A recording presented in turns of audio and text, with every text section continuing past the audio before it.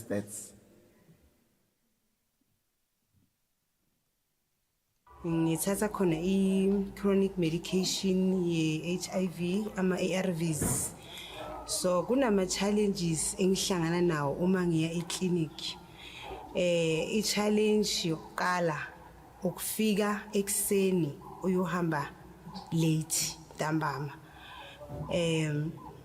I-service yakhona slow kakhulu. That's the problem engihlangana nayo mina kakhulu eclinic. So i-challenge engiyibonile okwamanje uma ngiyothatha i-treatment yami ukuhlala isikhathi eside, like ufika ekseni ngabo usually vele ngenza sure ukuthi ngiphuma ngo7 because mabathatha ama-file okuqala u7 o'clock bayaqala ukuthatha i-file ama-file okuqala igroup yokuqala bathatha maybe 10 yama-file ngo7 o'clock, then ngenza sure ukuthi u7 ngishayela sengifikile ukuze ngizokhona ukuthi ngingene kule group yokuqala because ngiyazi ukuthi if ngizofika ngale kwa7 ngingaphuma nango4. So mangifika ekseni ngo7 at least ngo1 ngiyakhona ukuphuma. And kuyadependa ukuthi kule department la ngithatha khona mina i-treatment yami kusebenza ubani. Sesiyazi ukuthi uma kusebenza umuntu oso izoba fast but umuntu oso makangekho izoba slow. So that means abanye abantu abakhona abasebenzi vele abasebenzi baya relaxa kakhulu size sibe baningi ulambe yazi ulambe awunayo ngisho nemali yokuthi uthenge ngisho kwalelo apula. Yabona ama problem yiwo nje lawo esihlangana nawo. Kungcono if uthatha e-chemist because i-chemist bayakhona ukuthi mawufika nje uthatha ikhathi lakho leli okhipha ngalifile awukhiphi ifile just nje ye-chemist bakunezi medication yakho uyahamba but mawusathatha ngale kulama nurse yo awuyahlala shem uyahlala isikhathi eside na ubabuza ukuthi problem yabo yini why bahlalisa abantu isikhathi eside bazokutshela ngokuthi istaff sabo siyashoda.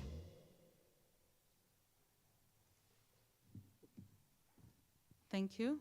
So now we're going to move to the community members who've joined us in person, who will be sharing some of their testimonies of using the facilities.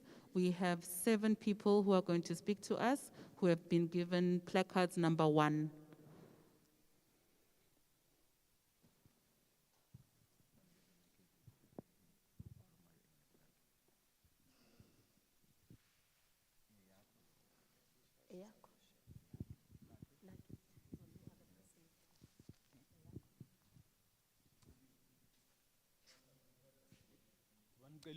Hello. Uceliwe uphethe number 1.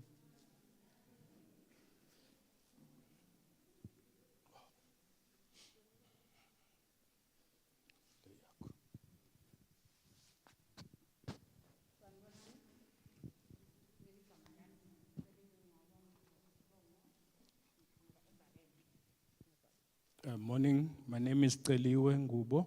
I'm from Mpumalanga. Story sami engizosishare nani namhlanje 2019 ngiye ngathola ukuthi ngipregnant. I would like today to relate a story that happened to me around 2019.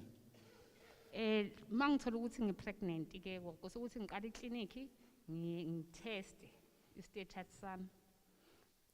I became pregnant and I needed to test for my HIV status. Okay, after 3 months kwatholakala ukuthi i-CD4 count yami iphansi kakhulu and i-viral load iphezulu. Ngalala phasi ngagula and ngapha ngipregnant. After testing, I discovered that my viral load and CD4 count was very low and I became very ill and I actually had to be bedridden.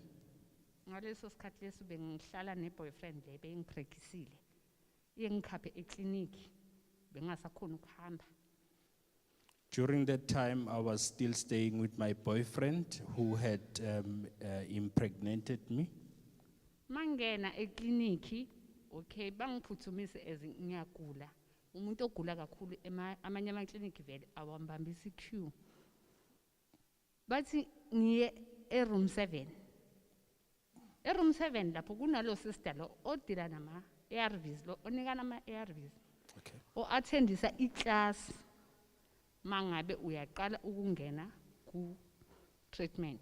I was then rushed to the clinic and I was not feeling very well. I was extremely sick and I was then requested to go and consult at room number 7.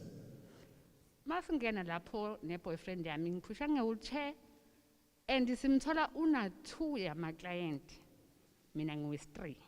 When we arrived, I was actually wheeled in using a wheelchair by my boyfriend. When we arrived, we find her seated with 2 patients. And la ngaphandle kwasemnyango umnyango uvalwa kunabantu abafolile line yokungena kuye. Masingena athi hayibo umhlolo wami nalo ukhona urongo khona ke la usikhomba soyi2 ne boyfriend yami. As I was entering her consulting room, she then shouted at me saying that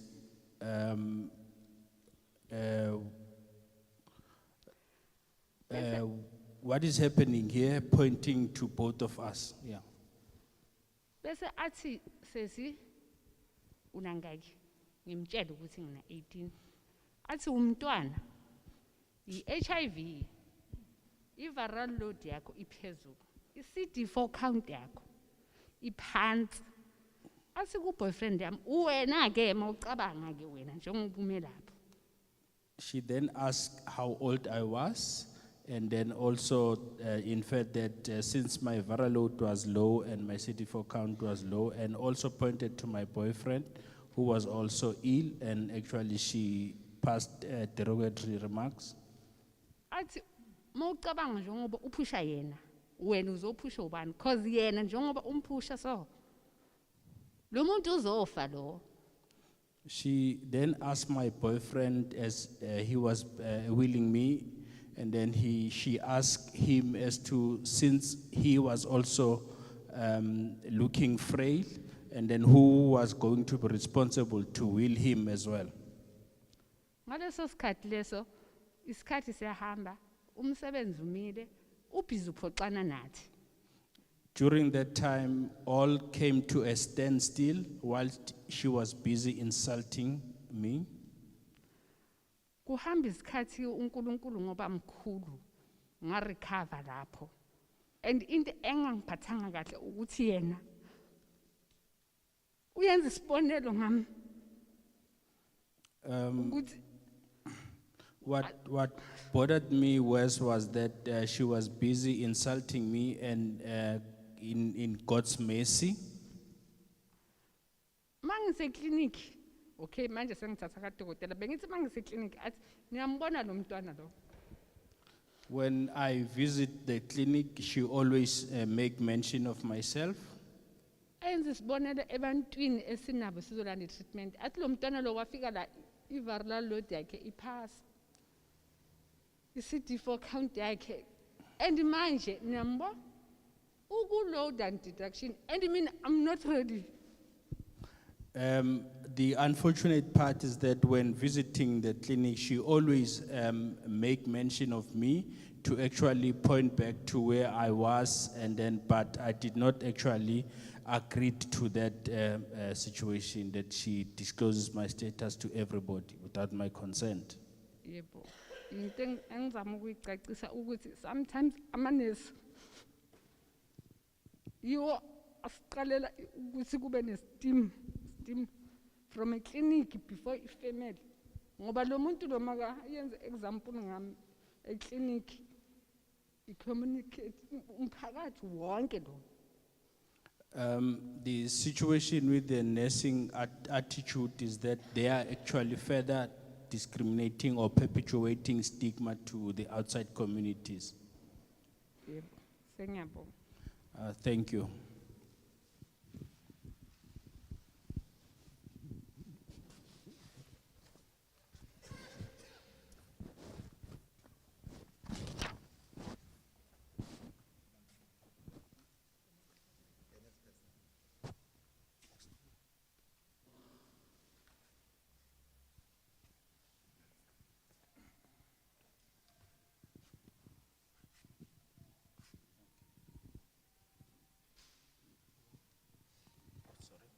Thanks. Nogutula.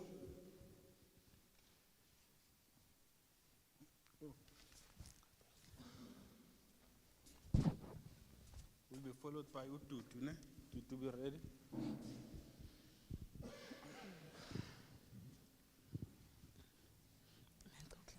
Sanibonani. Good morning. Mina last year bengi pregnant. Ngahamba ngaya eclinic ngayoqala isikali. Mangiyoqala isikali kanjalo. Bathi ngihambe ngiyo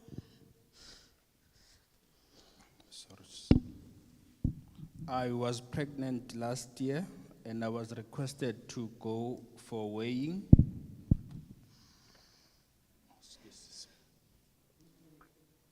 Which clinic? Polina Murapedi. Attended Polina Murapedi.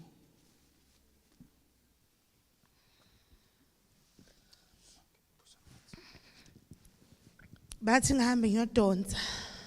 Mangiyodonsa kanjalo. Sister mangifika kuye.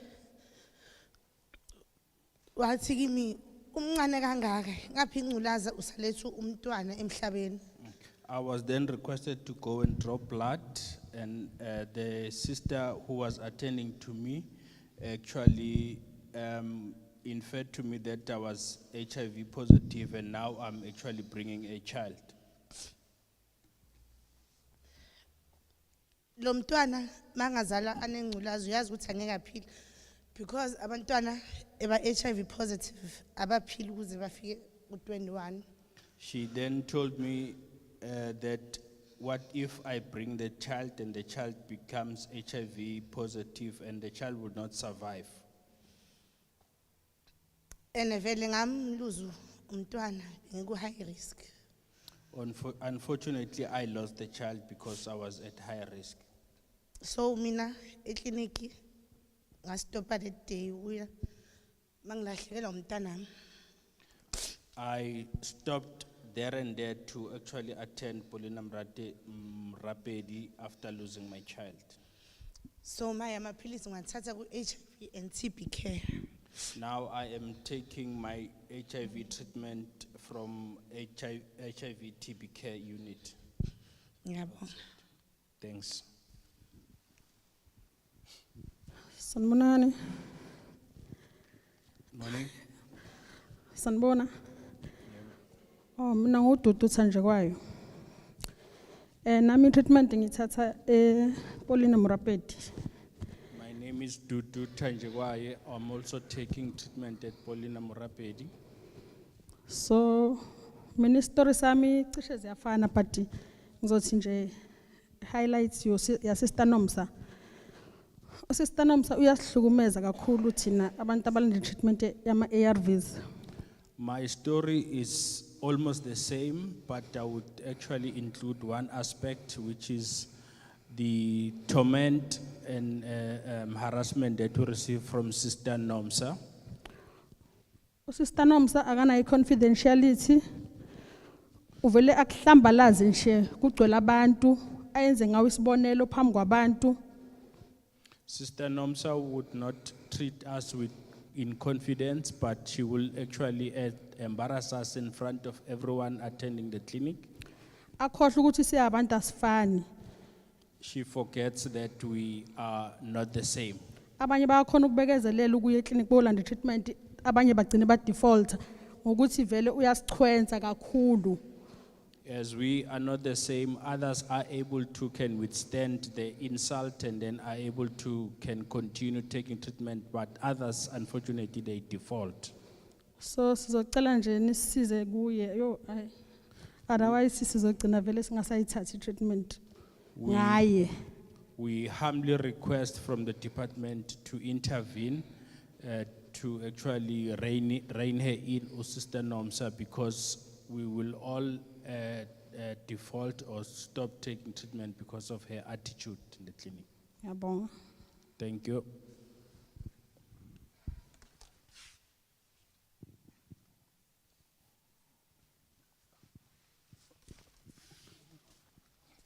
Isaac.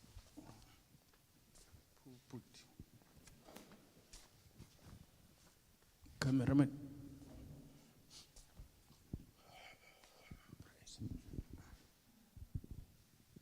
Sanibonani.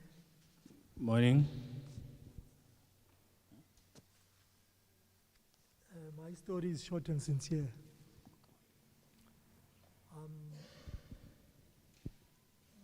I'm taking ARVs from Nelspruit Clinic. Nelspruit Clinic. I take ARVs from Nelspruit Clinic. Morning, everyone. My name is Isaac. I'm taking treatment at Nelspruit Clinic. I deserve.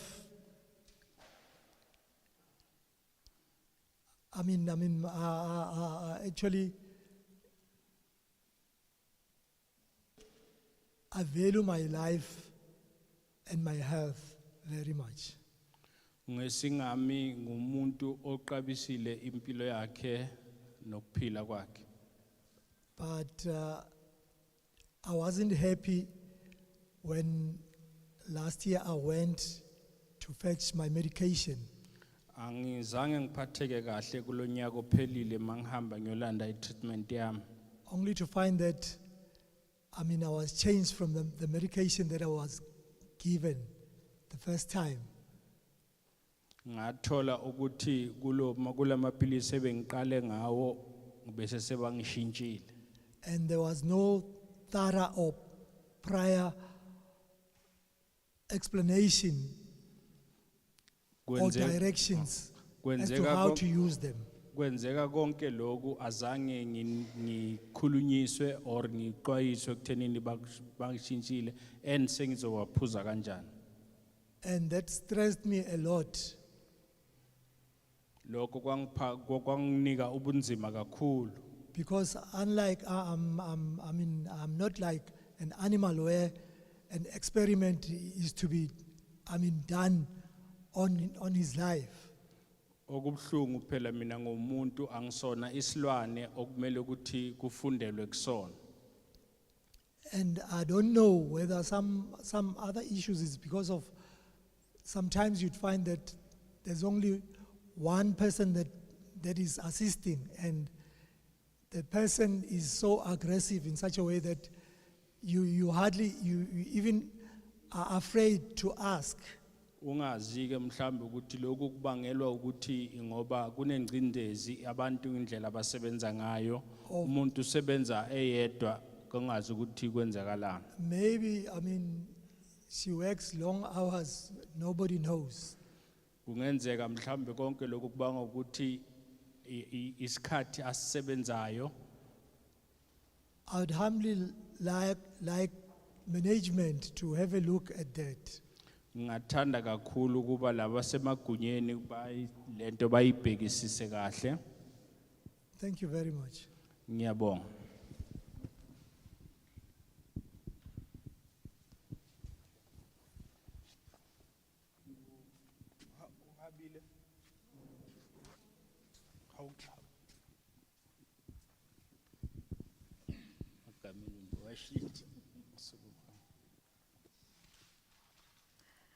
Sanibonani. Nkomazi. I'm from Komazi. Ngaya ekliniki ukuthi ngiyofaka implant. I went into the clinic, which clinic? I went to Bevelspruit Clinic for an implant. So mangiyofaka le implant ngafike ngambuta lo nesi ukuthi if ngidofaka le implant inginike inkinga ngiphindze ngibuye yini. I then inquired from the nursing sister if it so happens that when I insert this implant, if it gives me problem, will I ever be allowed to come back now? Wathi kimi ngibobuya uma itonginiketa inkinga wanginiketa nenamba yakhe ukuthi ngibomfonela. She actually informed me that yes, I have a right to come back, and then she also gave me her numbers to contact her. So le implant ngiyifakile since ngiyifakile ngiyableeda ene eclinic uma ngiya ngiyocomplaina ngayo banginiketa amaphilisi. Since I inserted the implant, I have encountered problems, bleeding problems. Se lamaphilisi clinic mangwan labangineta wona ngiyawanatha kustopa maybe 2 days after loko kiphindze ichubeke iphuma. I went back to the clinic and they actually issued me with pills. I've actually taken the pills, but unfortunately the bleeding stops for only 2 days. And lo nesi uma ngimfonela lo wangifaka le implant uma ngimfonela ngimchazela ngekuthi le implant iyangibleedisa. Sengifuna kuyikhipha cause bese nginenyanga sengihlanganisa 2 months so lo ngibleeda. I then contacted the nursing who actually gave me her numbers and informed her that this is making me feel uncomfortable and I would like it to be removed. Lo nesi akafuni kungikhipha le implant uyangithethisa uthi na kuto movele ufaka le implant uyableeda and kuto stopa. Ngiyambuta mina ukuthi ngito stopa njani kube sengiyohlanganisa 2 months so long bleeda. After speaking to her, the nursing sister told me that it will get better. I will actually bleed before. So ekliniki ngaphindze ngabuyela uma ngibuyela ngangatholi yena lo nesi lo wangifaka le implant ngathola lo munye ngamchazela ukuthi ngifuna ukukhipha le implant ngoba yangibleedisa abafuni kungikhipha. I went to the clinic and I did not find, or that the nurse who gave me her numbers was not actually at work then. And I also reported the incident, and then also they actually refusing to assist. Ngiyabonga. Ngiyabonga. Okay, that is all. Thanks.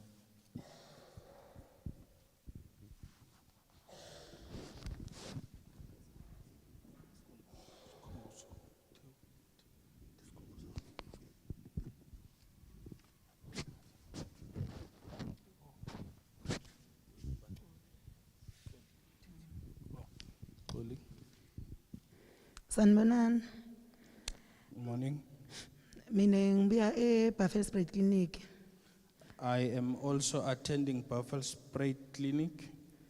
So story sami mina ngafika eclinic ngithi ngiyoconsult ngathola kunabonesi labayi3 consultation room. My incident relates to consultation at the facility. When I arrived, there were 3 nurses consulting in one consulting room.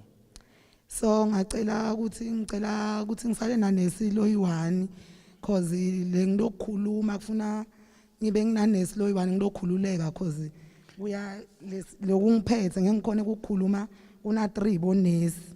I then requested that I be allowed to only have one nursing sister to consult with because I feel that what I was actually bringing on was actually very confidential to me.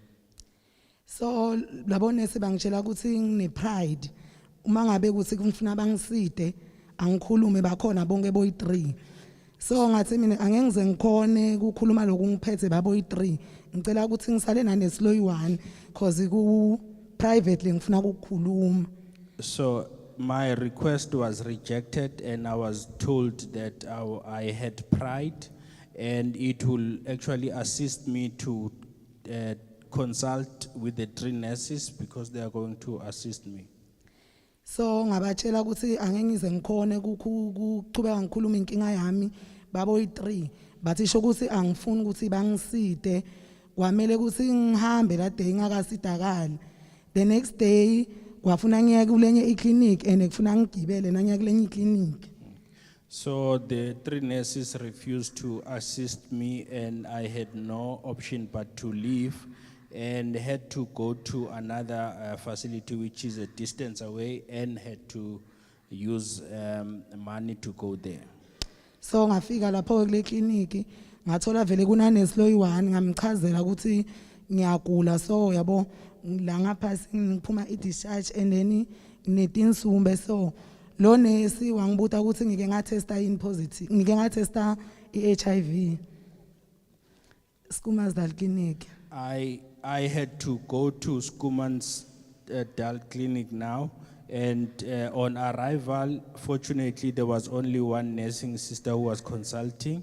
And I actually consulted with her and informed her that I'm actually having a discharge. And she asked me whether I have ever tested for HIV.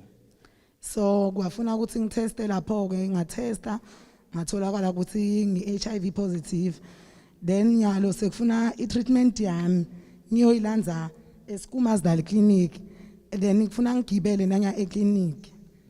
I then tested and I tested HIV positive. And now if I have to go and collect my treatment, still I have to go to Sibhulo, which is very costly for me. So sinjalo ke story sami vele akuna privacy clinic le. Akuna privacy ePerfect clinic, so nyalo sekufuna uma ngabe nginganamali egibela ngani i-date yami funa ngihlale ngize ngithole imali, the next sekufuna ngiye ngalelinye ilanga lengasi i-date yami because kufuna ngigibele. Because of my privacy and the situation at Buffalo Spray Clinic, I had to then spend money in order to access and receive privacy in the clinic, and then I'm now collecting treatment at Sibhulo. Ngiyabonga. Thank you.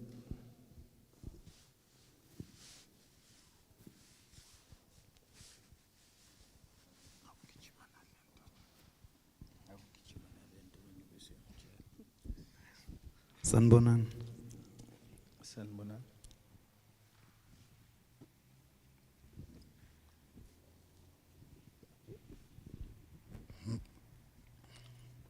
Sanbonan. Morning, everyone. Ligama lami ngiSkhumbuzo ngwakamanyike Sibongo. Manyike Skhumbuzo. My name is Kumbuzo Manyike. Ngisuka endaweni yaseKhumbula. I am from Kumbula. Iclinic lengisebenzisa yona yiKhumbula clinic. I attend Kumbula Clinic. Story sami sona ngike ngaphathwa yi-STI 2020. My story relates to an STI that I developed around 2020. Okay, ngasuka ekuseni ngiphuma endlini, it was 7:30. I left at home at 7:30 and then to go to the facility. La ngihlala khona mina ngiketseni kakhulu neclinic ngiduzane ngihamba about 15 minutes ngiseclinic. I am not staying far from the clinic. I only take about 7 minutes to reach the facility. Okay, ngasi nangifika lapha ngafika ngathola ukuthi okay kunebantu vele baku-queue nami ngafola i-queue almost 2 to 3 hours. On arrival, I found that there were people already in the queues, and I also joined the queue, and I waited for about 3 hours. Okay, then ngisefika isikhathi sami ukuthi ngingene egumbini labantu ngilaphela kulo. I waited up until my turn come to consult. Nangingena lapha ngithola ukuthi lo nurse uyaphuma yena uphuma kanye nepatient. When I was about to go and consult, the nursing sister left the room. Uhlangana nami lapha eminyango eroomini nangingena kangikhulumisa nokungikhulumisa uyaphuma ehamba kangitshela lutho. She just went past me as I was walking in the consulting room. She never said anything. She never even greeted me. Okay, ngangena ngahlala phansi ngamlinza wabuya. I entered the consultation room and then waited up until she came back. Ubuye about 30 minutes ago. She took more or less 30 minutes and then she returned. Okay, nakafika lapha eroomini waba umuntu surprise wathi awusolusaselana. When she came back, she acted surprised and asked me that I'm still around here. Ngathi mina phela vela ngithi ngide clinic ngoba ngiyagula ngifuna unginceda ngeke ngihambe ungakangincedi. I then told her that yes, it is because I am here for a reason and I need to be assisted or serviced. So after ngicetha ukukhuluma naye ngaloko wangishouta. And then after explaining myself, then she shouted at me. Nakangishouta wagcina wangibuza ukuthi ufunani la. She shouted at me and then asked why was I there. Ngamtshela inkinga yami lenginayo ukuthi nginenkinga ye-STI. I then informed her that I had an STI. Waqala futhi wangishouthe ayinzabe ungasebenzisi condom umdzala kangaka. She then shouted at me and asked me why am I not using a condom as old as I was. Angizange ngakhona kuyichaza leyo. I could not actually be able to explain that to her. Okay, wangibuta ukuthi uyasebenza ngoba it was during the week. She then asked me whether am I employed. Ngathi yes ngiyasebenza ngoba by that time vele bengisebenza. I responded positively because I was employed at the time. Okay, wathena kimi manje ngoba lana sithi medication yale STI yakho lekuphethe funa sende njani ubuta mina le question leyo. Ungibuta ukuthi ngoba bona bed medication yale STI lengiphethe. She then asked me what is it that they're going to do because they do not have the course of medication to actually treat this STI. Ngoba nami bese ngidivela kwata wami ngale ndlela ngitreat ngakhona ngamphendula ngale ndlela nami ngicabanga ngakhona. Because then I was also getting frustrated over this incident and then I responded negatively towards her. Then wangitshela wathena kimi ngoba mina ngiyasebenza indzaba ngayikuthengela muthi chemist. She then told me that since I am employed, why am I not able to go and purchase my own medication? Ngambuta ngasikani le clinic baze bathi community meeting clinic basho ini. I then asked her why is this clinic called or known as a community clinic if it's not assisting us? Wathena kuyafana noma ngingakhuluma kude la tonginceda ngako ene vela kazange ngincede. She then told me that it wouldn't matter to respond to me because she was not about to assist me, and indeed she did not help me. Okay, ngathi akunankinga ngasi nangiphuma lapho ngicela incwadi yasemsebenzini ukuthi bengiye clinic. After that, I decided that it's better to leave. I then requested that she assist me with a letter to produce at work. Ngasala ngaphuma ngamtshansa akusanankinga sengiyahamba ngizange ngancedeka. I then decided to leave without even getting the assistance that I requested. Ngiyabonga. Thank you.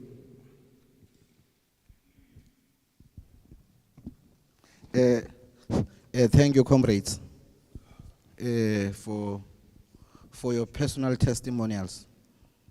Let me, colleagues, acknowledge the presence of comrade Eric Motau from UNAIDS South Africa. Before I read the recommendations, this is the second community accountability meeting we are holding in Mpumalanga. The first one was last year in May. Last year in May, there were similar reports about Sister Nomsa from Paulina Morapedi Clinic. And we were promised that she was going to be removed to another clinic. As much as we were excited about the promises that were made to us, but the other question that we asked ourselves, if she is moved to another clinic, how many patients are going to suffer the same consequences the patients of Paulina Morapedi Clinic are suffering? And what will be the consequence management towards the attitude of Sister Noms?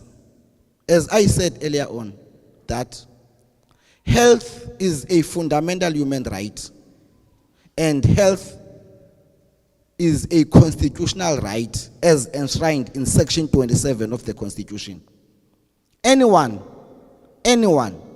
who denies the people of South Africa, those who live in South Africa, and those who work in South Africa, their constitutional right to access quality healthcare services, that person is actually violating the constitutional right of those citizens. And if the rights of the citizens are violated and there is no consequence management, what does that mean about us? Those who are holding a political leadership within the Department of Health, those of us who are holding senior positions in Department of Health, because what is happening in Paulina Morapeti Clinic is not only affecting the 2 people who reported last year and the 2 people who reported today. How many people whose rights are violated by Sister Nomsa by disclosing their HIV status without their consent? Don't we think that acts of this nature is what contributing to the high defaulter rate that we have in South Africa? Don't we think that the reason many people living with HIV are disengaging, it is because of attitudes like of Sister Sasa? I think as the country, we need to take a responsibility.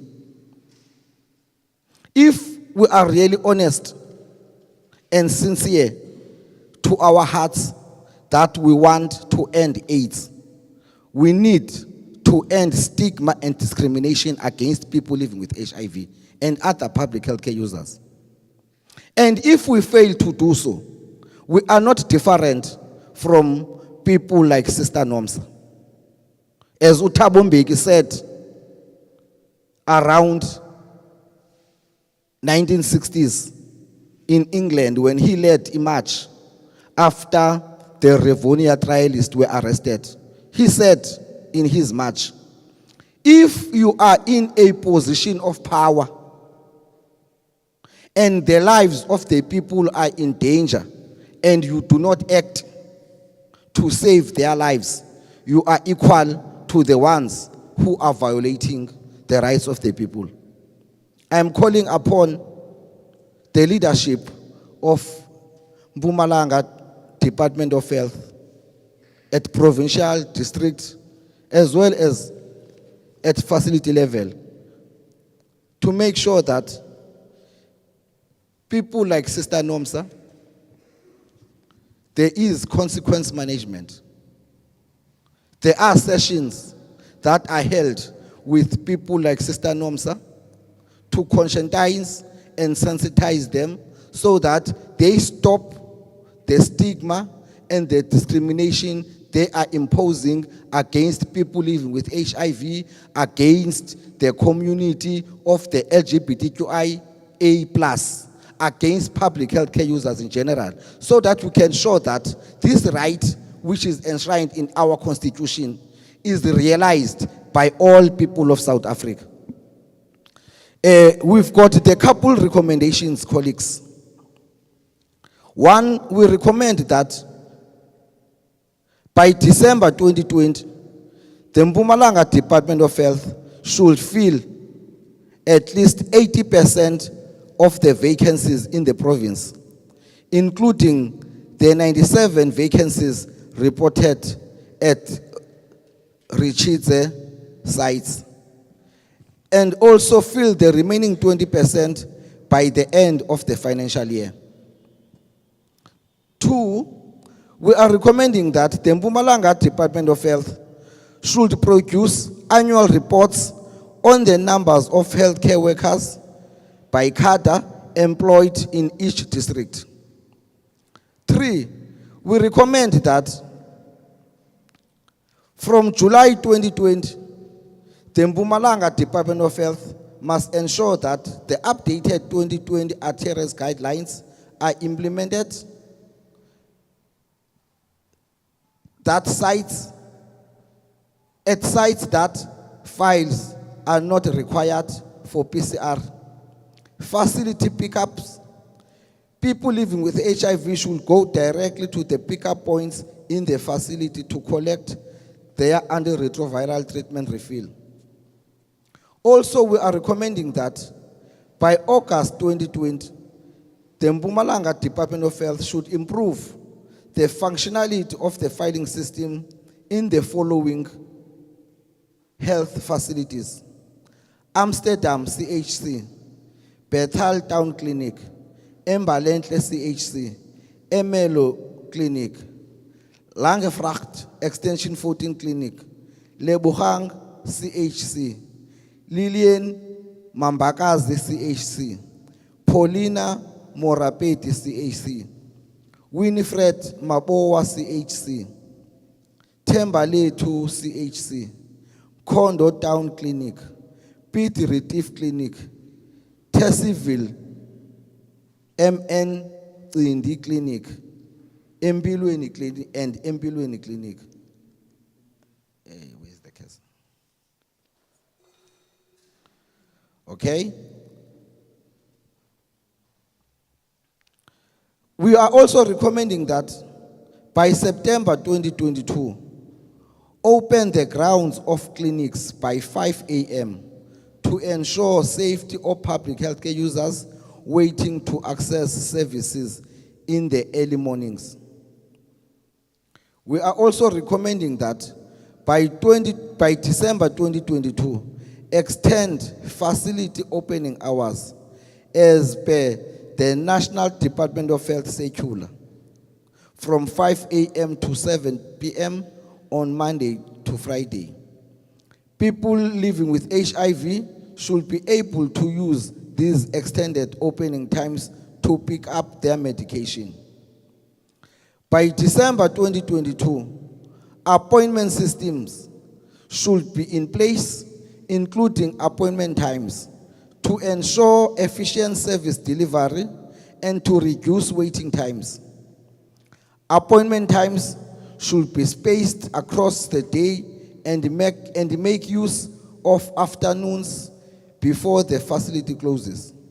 And lastly, by December 2022, the Mpumalanga Department of Health and district support partners should work together to reduce the burden on facilities by getting at least 60% of eligible people living with HIV out of the clinic and into external pickup points or community adherence clubs, and extending ARV refills to 3 and 6 months supply.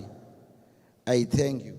I will hand over to Comrade Simpiwe to lead us on the next item. Thank you.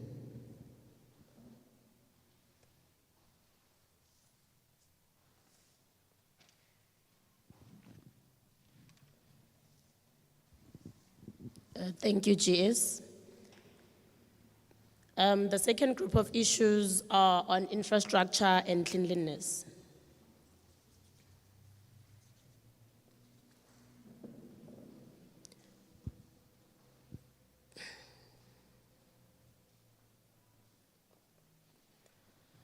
According to observations by Ritshidze, 74% of facilities monitored in Mpumalanga are in good condition, exactly the same as last year's reporting period. However, at a district level, where Ehlanzeni has improved, Ritshidze and Kangala have worsened from the same period last year as outlined in the table. Of the facilities that reported something in bad condition, the most commonly provided reasons for what was in a bad condition are old buildings that need renovation. 71% of the facility managers we spoke to reported needing more space to meet the needs of public healthcare users, with varying results in each district. 87% in Ritshidze, 75% in Kangala, and 65% in Ehlanzeni. Space for patient waiting areas, files, and rooms for medical care were the most common things facility managers needed extra space for. 71% of facility managers we spoke to reported needing more space to meet the needs of public healthcare users.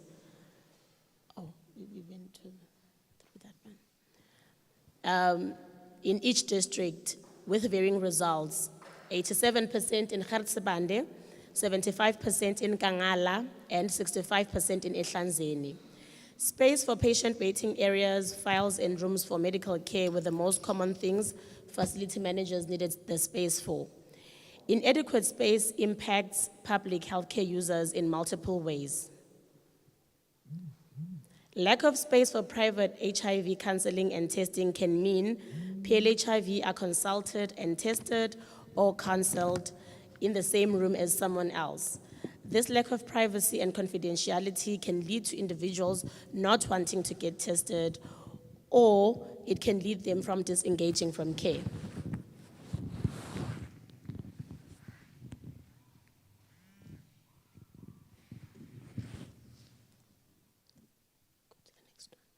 On overall cleanliness, together with Northwest and KwaZulu-Natal, Mpumalanga has some of the cleanest facilities when compared to other provinces. 77% of public healthcare users reported that clinics were very clean or clean. Only 4% reported that facilities were very dirty or dirty. 41%,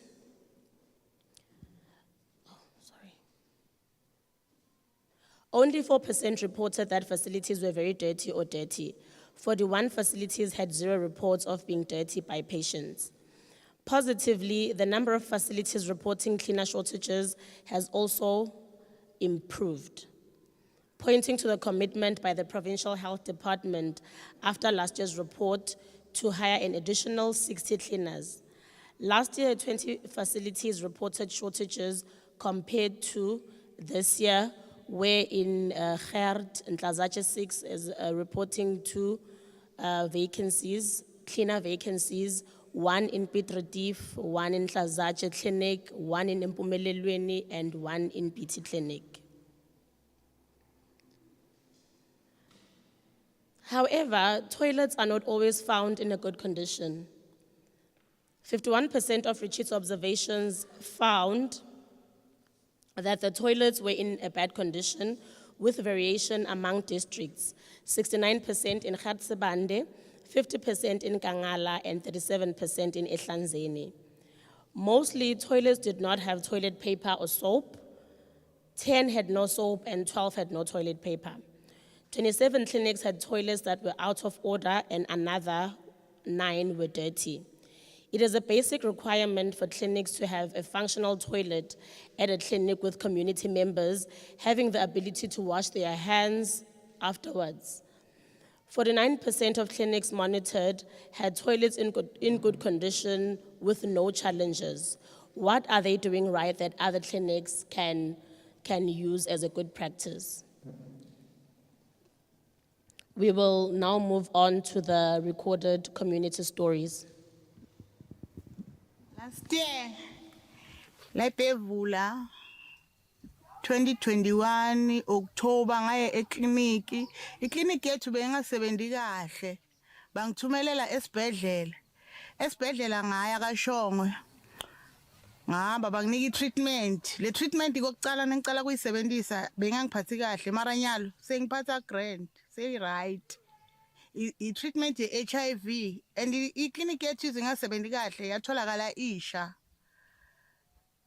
nje esithubeni ngadi ukuthi kushiswa ini sebasimuvela ngala eNesis home sengiloku vele sicala sihambela esibhedlela ila eceleni nesibhedlela ila eceleni nekliniki basebenzela khona kumanje basebenzisa ama mobile abantu abaningi besiya esibhedlela solanza khona i-treatment mara nyalo nase center labanye sebabathumelela kusibalanze center kudependa ukuthi lama date njani nalamapilisi akho nenye esibhedlela ngihamba nga 12 rand kubuya 12 rand mangithole mara kudependa kusinenyele ngihamba kahle nga 12 rand mangibuya kufuna ngehle plaza kuya ngalesikhathi ukuthi taxi njani lamaningi awavami ngena la ekhaya eBhevulu bekungi affecta kakhulu sizathu angisebenzi sometimes benginokubuya ngetinyawo noma ngehle plaza sengidawu ngena ngetinyawo la eBhevulu vele kwazi besabhlungu kakhulu kusha kwekliniki yethu sometimes 2 months kuya ngalokuthi uyafika uchaze sometimes uthi mina lokutala kaningi yakubona nje bakunike amapilisi labonakala ukuthi ungaphoki ingcingcela le ngoba nemali ayikho kahle ngiyazama ngawo onke amandla ami ukuthi ngikhona ukuthola i-treatment yami lapho angaphatheki kahle sizathu namanje sisasogola ngalokuthi ikliniki ingabi khona angikho comfortable ngakho ngithandaza ngathi ikliniki yethu ingalunga ibe right Kwamanje basebenzisa lama mobile letimoto temakliniki yabo. Siba servicela lapho mara mangabe maybe ugula kakhulu bayasho vele sometimes maybe ulimele uphethe emhelo nje liyabona nje lokhu emergency basitshela ukuthi singaconzi eclinic asivele siye esibhedlela. Hey asathi satobheka nyalo ngoba esikhathini lesiningi sisaya eclinic le esibhedlela mafile lamanye bawathola labanye labayawo satobona ukuthi lami ngisatolithola into ebengilisebenzisa. Uma siye clinic asiphatheki kahle sifike ekseni bangasisizi siphume ngabo 5:30. Uthola ukuthi manje bayehla benyuka basisize and siyagula and noma selande medication abaspompa basenze next. Basinike amaphilisi just siwadle nje waya abacheck nokuthi high blood ithini yenzeni siyalanda kuphela. Yela ukuthi yafika ifayile alikho lahlekile bathi qala ifayile elisha. Elifayile elisha ala history yakho ukuthi lithini. Baze bathi zana ama content sizobona ukuthi nidla ini.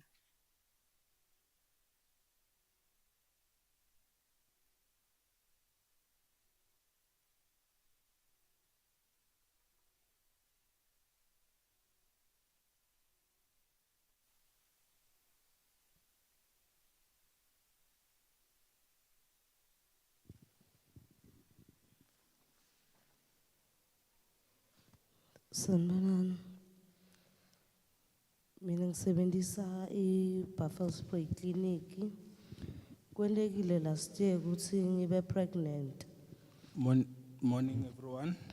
I also use Buffalo Spray Clinic. It so happened last year that I fell pregnant. Kwathi nang pregnant. So then ebusuku ngabona ingadi like him. It so happened that at night I realized that I was oozing blood. So then ekseni wasinangivuka seyiphelile. Ekseni ngathi nangivuka ingasabonakali beyincane. In the morning, I realized that it was no longer as heavy as in the evening. Ngasinangi clinic ngabatshela ukuthi last night bekwendakalani. I then went into the clinic and informed them what had transpired or occurred. Bangitshela ukuthi it's normal. I was told that it is normal Now pregnant.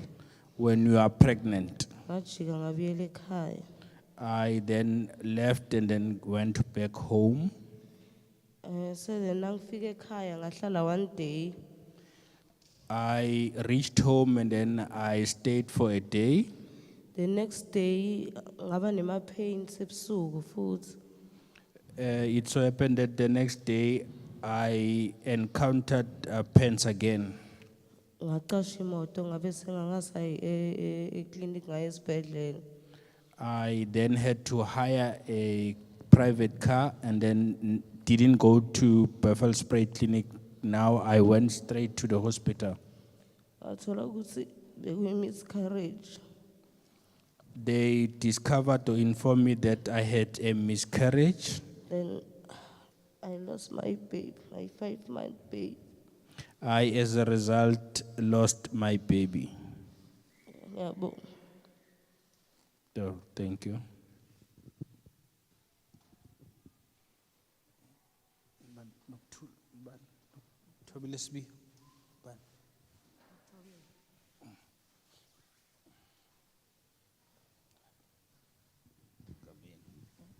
Sanibonani. Ngiqhamuka eclinic yaseBevula. Morning, everyone. I also use Bevula Clinic. Iclinic yaseBevula since ishe last year in October. Bevula Clinic burned down since last October. Then saba nema mobile la siwasebenzisako. So we were issued or offered mobile clinics to use. Since iclinic yethu ishile simela ngaphandle kwel gate. Since the clinic burnt down, we had to wait outside of the gate in the facility. and then singena by 2 inside. And then we are allowed to enter the premises 2 at a time. And then kukhona sister lophuma ayitekisi lapha ngaphandle kweligede atos informer. There's a dedicated sister who would come and actually inform us.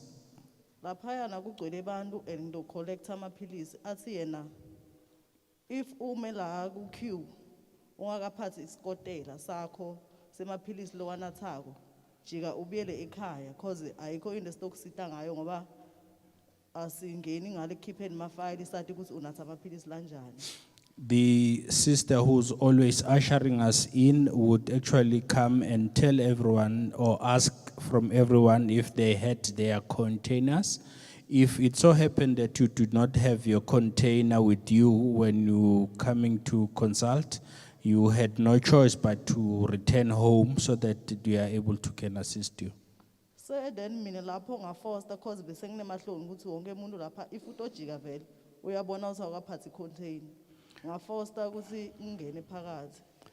Because of embarrassment or embarrassing situation resultant of that, I had to force that I actually get inside and then for consultation. Mangifika phakathi kwathi bangibuta simaphilisi ami ngiyawati na ngathi yes ngiyawati ngamtshela igama ukuthi yini.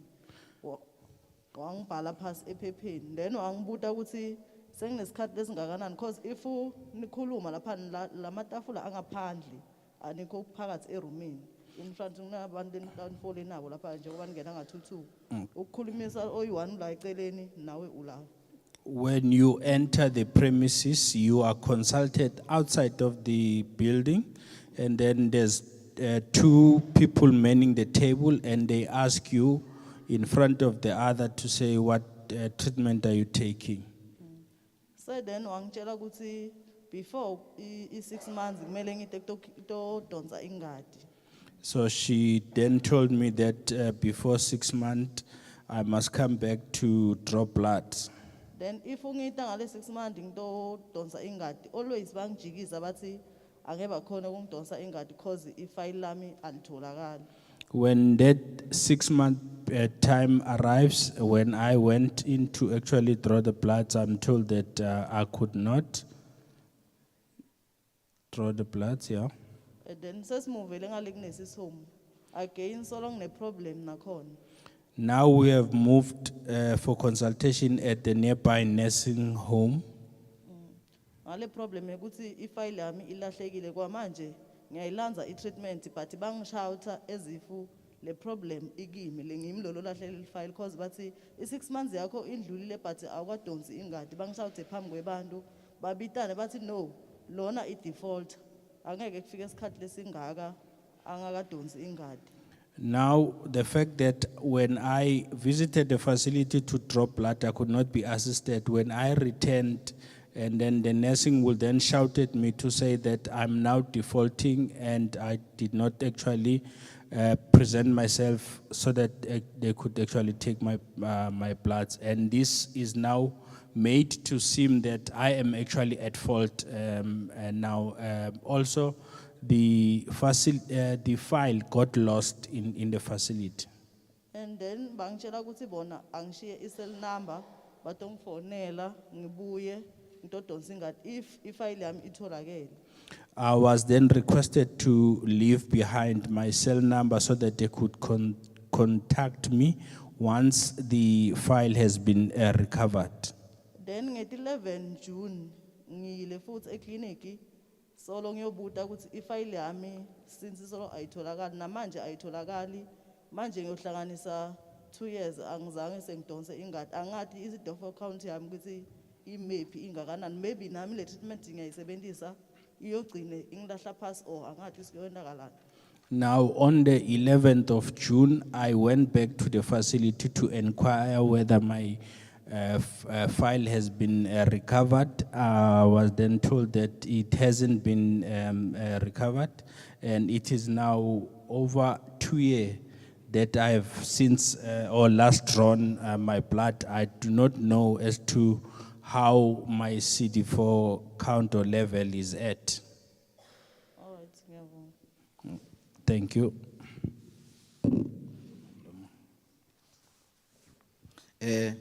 Thank you, comrades. Before I read the recommendations, I just want to remind all of us here that we have Millennium Development Goals, Sustainable Development Goals. You name all these treaties and agreements. And we've got a universal health coverage, which seeks to improve the quality of access to services for poor people across the world. And in South Africa, we are in the process of enacting a national health insurance. By bringing these stories, it simply means that we, as the users of healthcare services and our government, let's sit around the table and see how best can we together work in ensuring that we improve the quality of healthcare services. Colleagues, we are tired of marching, we are tired of picketing, we are tired of fighting, because us picketing, marching, toing does not yield positive results in terms of proving the quality of healthcare services. We must remember that as black people, we have been colonized and oppressed for more than 300 years. The reason that the majority of us are unable to have medical aid in order for us to get or to buy the quality of healthcare services, it is not by our own making. From where I'm seated, I am a public healthcare user. When I'm sick and dying, when I want my treatment, I go and queue in those long lines. I experience everything many people are experiencing here.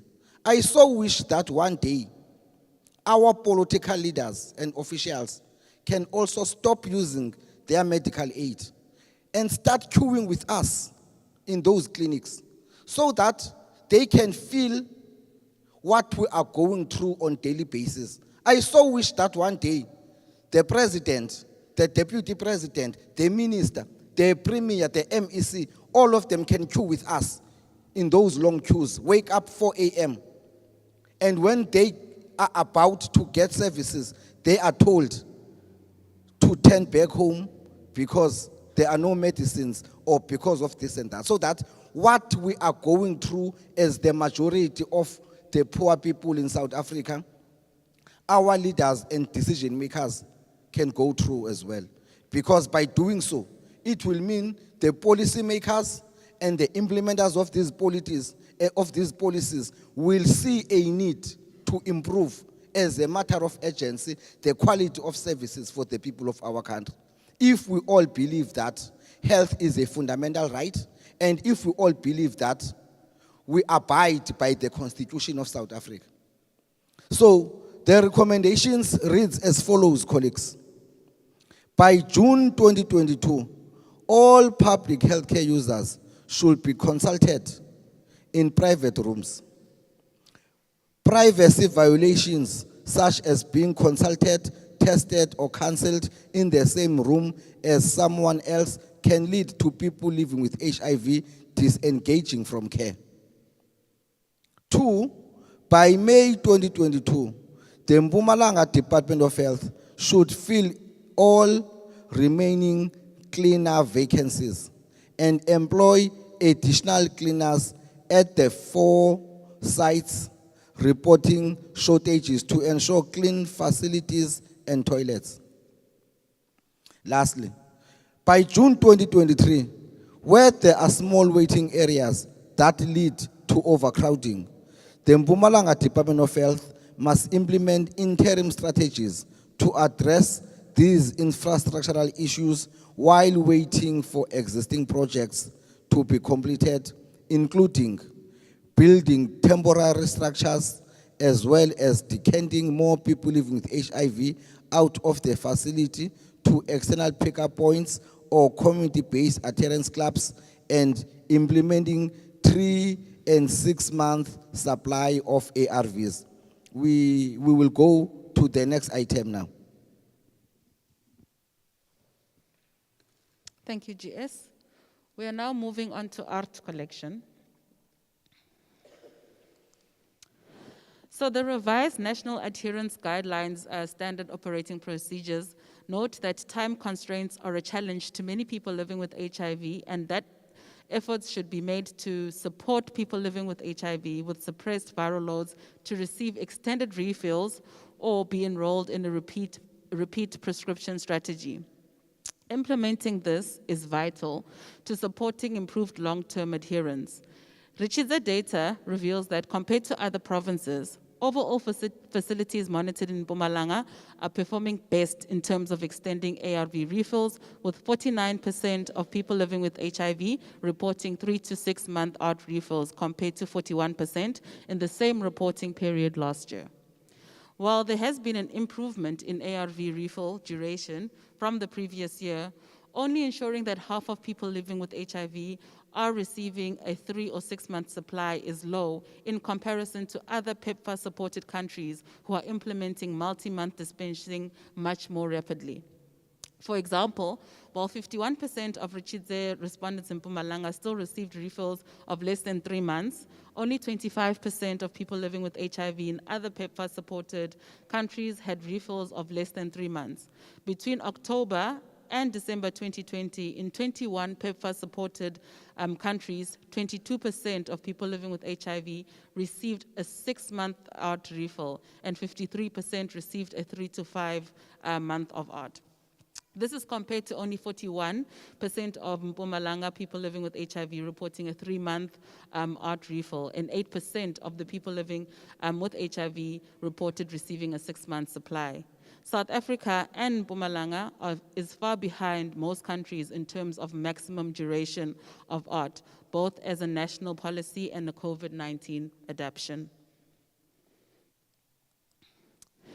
Again, looking at ARV refill length, worryingly, 17% of people living with HIV reported getting 1 month or less supply, with 10% reporting just 2 weeks supply. This is problematic considering that South Africa's national policy standard is for 2 months. This should be urgently looked into and resolved at the 4 sites reporting high numbers of 1, 2, or 3 week supplies. Unnecessary trips to the clinic just to collect an ARV refill adds both a burden on PLHIV and to the already overwhelmed clinic and healthcare worker staff.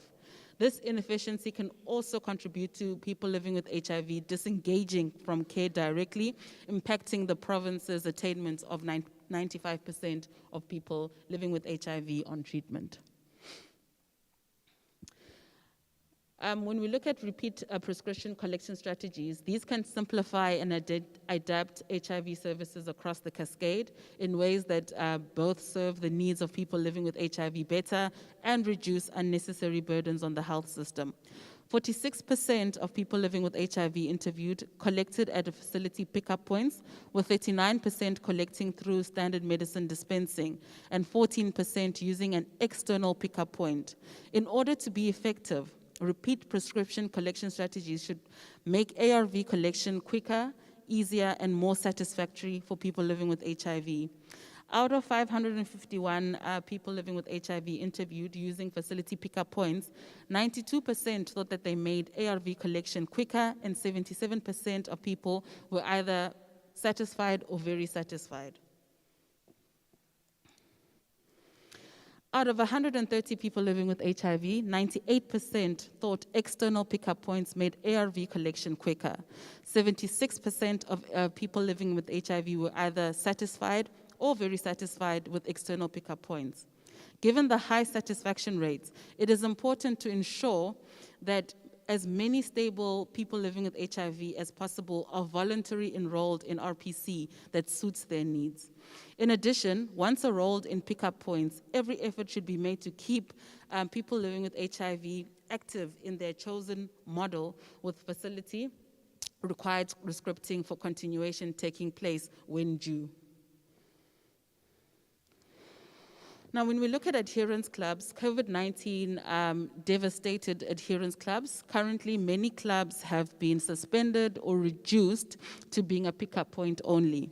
Only the Mkondo Town Clinic in Khartsebande reported having clubs in place currently, consistent with the same reporting period last year. While the department committed last year to assess the feasibility of reviving clubs, given the nationwide vaccination program, clubs remain suspended in many sites.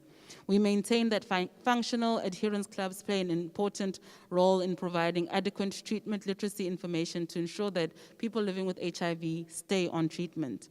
In response to the dissolution of clubs, the department and DSPs should develop strategies for restarting suspended clubs while maintaining the safety of club members during the pandemic. More than half of people living with HIV who we spoke to, 51% specifically, wanted to collect ARVs closer to home. So we should be decanting more people living with HIV to external pickup points and community adherence clubs closer to their homes. By getting more PLHIV out of the clinic, we will ease congestion, short waiting times, and ensure fewer trips to the clinic for people living with HIV. All this will help us to keep more people living with HIV on treatment. Abakase yimi nje ngize ngayikhulumela ukuthi ngisacela ukuthi manje vele bangifakela kambingi ngisale ngwathatha eDutch kulaba letha khona i-treatment yama ARVs abantu abanengi nje bayeza bazokwalanda kakhulu laba abaku CCMDD eDutch nabafika akuhlalwa vele lapho le positive i-positive bani positive women network. Now ufika lapha na awuhlali vele ufike nje uthathe inangi ne 10 minutes inengi ufika nje usayini ukhipha ifile yakho usayini bakubukele uphuma uhambe kufuneka ukuthi kube nama point amaningi vele ukuthi la kungathathwa khona njengasema emaposini nasephephu mhlambe nakhona bangakhona ukuthi bawafake amaphilisi alandwe futhi nakhona ngoba lokho awuhlali vele uma uzowathatha akuthatha isikhathi sokuthi uhlale njengase clinic. Yes, baningi kakhulu. Because uma ngabe uphuma endlini uyitshela ukuthi mhlawumbe uzoshesha ubuyi, uhlala uzobuya ntambama vele abaningi bagcina sebadubile, sebangama default. Yeah, uma ngibabuza ukuthi njani ngoba abantu engacala nabo sebatshintshelwa eclicks. Mina manje kanti ngibanjwe yini? Angitholi i-answer yokuthi yini efunekalayo ukuthi manje mhlambe i-CD4 count yami ayikhuphuki mhlambe injani bavele nje bathi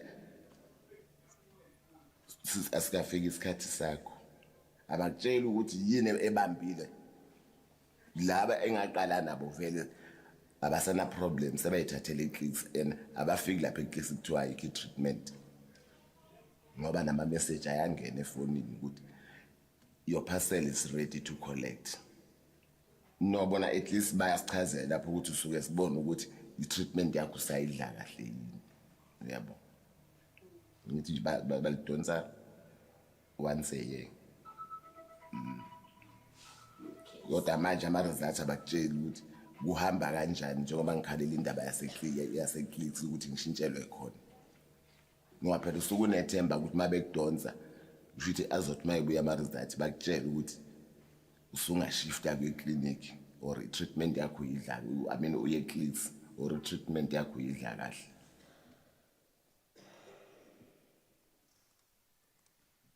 Yeah, ngisebenzisa i-clinic yaseLebohang Leslie ne. So masifike e-clinic abas-attend in time.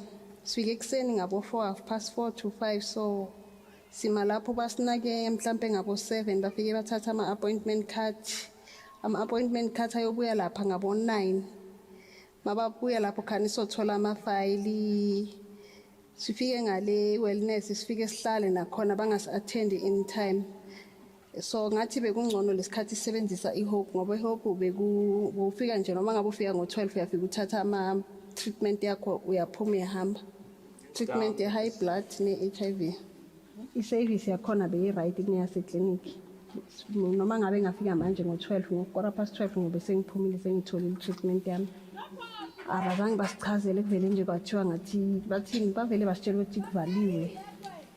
Angizizwa ngiba right emoyeni wami ngoba ngiyacabanga ukuthi ngizohamba ekuseni ngo-5 ngiyobuya ngo-5 wantambama. Leso sikhathi ulambile awunayo nanemali yokudla. Angicabanganga ukuyeka ngoba impilo yami mangizoyeka ngizoyenza njani. Ngithanda ukuthi ngatshintsha manje kube nezinto ezi-right kwenzeke izinto ezi-right lapha eclinic basiphathe kahle. Alright, ngihambela iKabhokweni clinic. So last year ngaba ne problem ukuthi bangishintsha i-treatment. Ngati ema ARVs, treatment ema ARVs. So nangifika la endlini ngiya-check i-treatment yami ngithola ukuthi ama-treatment awafani amaphilisi. Ngabuyela the following day, nangibuyela the following day ngiyabachazela ukuthi amaphilisi ami awafani, so ngine-problem angikhona uku-understand ukuthi why bangibisa eduze kwamaphilisi la bengiwanatha before kube bese bangishintshile. Bangangi-explaineli ngale ndlela mina bengifuna ngakhona. Bacala bandalo ukuthi bayabitana yenzala. Uyitolalela ngalana sinemuntu lofunzile wati kakhulu. Uyitosilalelisa lo muntu ungitshela ukuthi thina sakwati nginika abantu amaphilisi. Ngiyabuta sisa asikho isidingo sokuthi ushout. The only thing ngiyitelela ukuthi nina ningi-explainele ukuthi okay sesichoba sikujela amaphilisi it's because ngokuloko naloko kuphela. Ngi-understand nge-blood part sengiyadihambela. Angeke into bangamsindo and bengali ngikhuluma kahle softly. So lo munye uyeda yini nginga yakho sesi yini nginga yakho socanga ukuthi sina sikwati kwenda umsebenzi wethu sho wona wathi kakhulu ufundzile wena waye ungayi kuma chemist or uye kuma private doctors mina no awungitsheli lento leyo mina ngita eclinic ngoba kufuneka ngite eclinic uma ngabe ngifuna ngiya kudokotela ngangiye kudokotela but I chose ukuthi ngite la eclinic. So nyalo nini esikhona sokuthi ningiside kule nginga lenginayo vele kwaba ne commotions sesiya exchange amagama uyabona.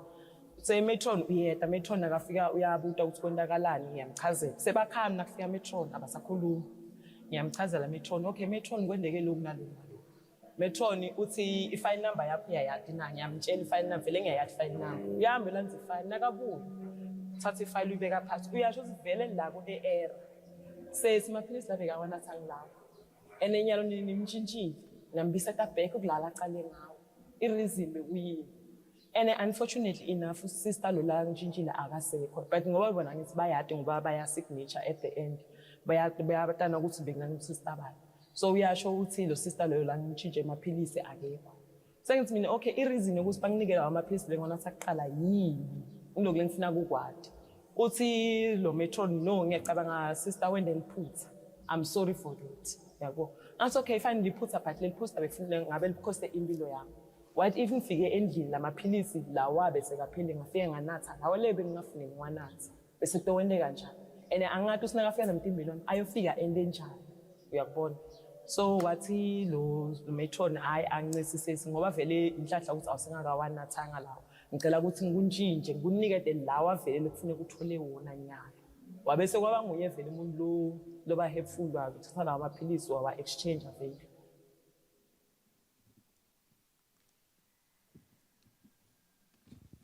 Then we're going to move on to community stories for everyone who's got number 3.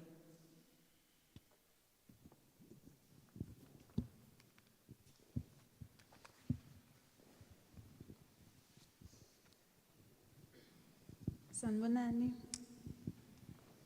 Isitori sami bengihamba eMthonjeni clinic. Morning everyone. I'm a patient. I was a patient at Mthonjeni Clinic. EMthonjeni bengithi mangile khona ngokuthi bengihlala ekudeni kusuka ekhaya ukuthi ngiye khona nangifika uthola ukuthi ngizofika ngabo 11.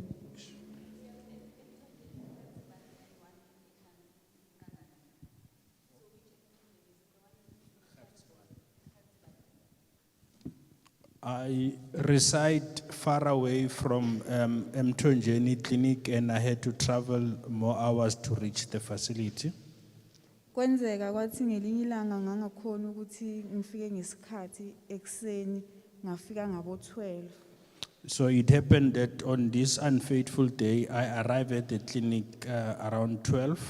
Mangifika ngathola ukuthi abantu basamile emalayinini ukuthi ima transport ayashesha kuphela ngahamba ngayinesi ngafika ngacela usizo ngathi ngicela ningisize ngoba mele ngibuyele ekhaya kusese early ngoba akaphephi la. When I arrived at the facility, there were a lot of people who were milling, who were waiting to be assisted. Since I knew that I had to travel long and I had to catch earliest transport and to reach home, I then went in to request a nursing sister to assist me. Okay, kusese njalo wanginikeza i-attitude kwathi last year saya eKhasini Park ngayokhuluma ngale story sami izinto zachinja ngoba eMthonjeni clinic ya lento yasha so sengiya eTown Hall clinic. On this unfaithful day, I had experienced a negative or bad staff attitude. And unfortunately, since then, the Mthonjeni clinic got bent down. Now we have been moved to Ermelo Town Clinic. Izinto sezichinjile kakhulu sebayawenza umsebenzi wabo abasasinikeza ama-attitude istaff sesi-right angazi noma ukuthi yilokuthi ngapha sebaningi bayabhekana ukuthi basebenza kanjani mara shem sebayasebenza abasasinikeza ama-attitude. After this burning down of the facility, now that they have actually moved to Ermelo Town Clinic, they are working diligently and they are assisting everyone. And I don't know whether it is because that they are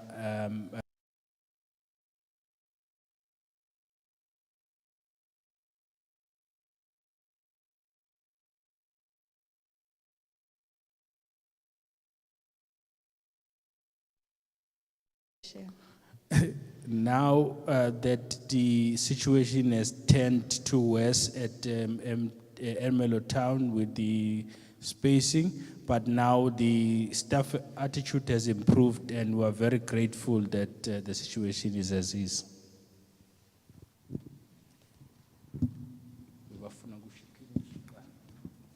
Thank you. Thank you.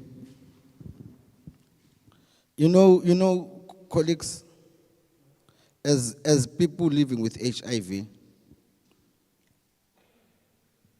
we love ourselves. And also, we have accepted the virus which is in our blood. And we want to live a long life.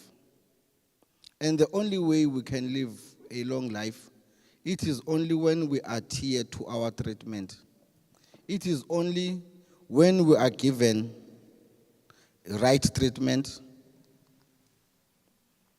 It is only when we work with our facilities that we will make sure that we do not default on the treatment that we are receiving. In South Africa, we've got more than 80 million people living with HIV. And about 6 million people are receiving antiretroviral, 6 million plus. And it is estimated that about 3 million plus people still need to be initiated on treatment. It is our wish that all people living with HIV in South Africa have access to treatment. It is our wish that no one is defaulting on treatment. It is our wish that no person living with HIV, TB, or any illness is disengaging from our healthcare system because of the challenges that we are experiencing. It is against that reason we are making initiatives like this where we bring the Department of Health, PEPFAR, institutions like UNAIDS, so that we can reason together as to say how best can we improve the quality of HIV and TB services. We are not fighting We are not fighting. And we are not trying to expose anyone, but we care most about our own health and our own lives. So it will be good that this engagement, we understand it from that angle to say, as people living with HIV, as key populations, as the public healthcare users, we are taking a full responsibility and charge in terms of ensuring that services that are meant for us are of good quality. And because without us speaking out, without us creating platforms like this, some of the bottlenecks and the challenges we're experiencing on the ground will never be resolved. It is against that reason we really value this partnership and working together between us as communities, the Department of Health, as well as agencies like PEPFAR, UNAIDS, CDC, and USAID, because all of us, we are committed and we are concerned as to say what needs to be done to ensure that we do not drop the ball. We have so far moved a long way in ensuring that 6 million plus people who are living with HIV are on treatment. It is only South Africa that has this highest number. And it is our wish that we do not drop the ball. We have the following recommendations. The first recommendation, by June 2022, the Mpumalanga Department of Health and district support partners should ensure that no stable person living with HIV ever receives less than 2 months supply of ARVs, as reported by 17% of the respondents. As per national policy standards, Ritshidze reports of limited supply should be assessed and where necessary should be resolved rapidly. By December 2022, the Mpumalanga Department of Health and district support partners should extend and implement the ARV refills to at least 3 months supply for all eligible people living with HIV. By end of September 2023, the Mpumalanga Department of Health and district support partners should extend and implement ARV refills to 6 months supply for all eligible people living with HIV. From June 2022, the Mpumalanga Department of Health and district support partners must ensure every stable person living with HIV is offered RPC's options. People living with HIV enrolled in RPCs must be active, not overdue for RPCs rescripts on the program. PEPFAR must also monitor and report on people living with HIV enrolled in RPCs that are more than 28 days late for rescript by facility.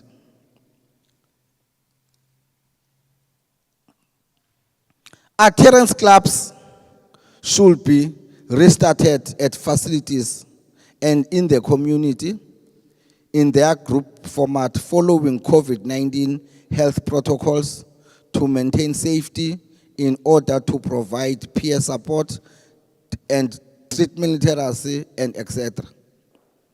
By May 2022, the Mpumalanga Department of Health and district support partners should scale implementation of repeat prescription strategy to reach 90% of stable people living with HIV and ensure 60% are accessing treatment from community RPCs models, external pickup points, community-based adherence clubs, and 20% from group-based RPCs facility and community-based adherence clubs. It should also be noted that people living with HIV should be able to choose the modality that suits individual needs. And lastly, by December 2022, district support partners and Mpumalanga Department of Health should establish at least 2 external pickup points at each site in order to provide greater access to refills closer to home and more convenient locations for people living with HIV. We will move to the next item. Over to you, Honorable Simpiwe. Thank you, GS. The next group of issues are on art continuity.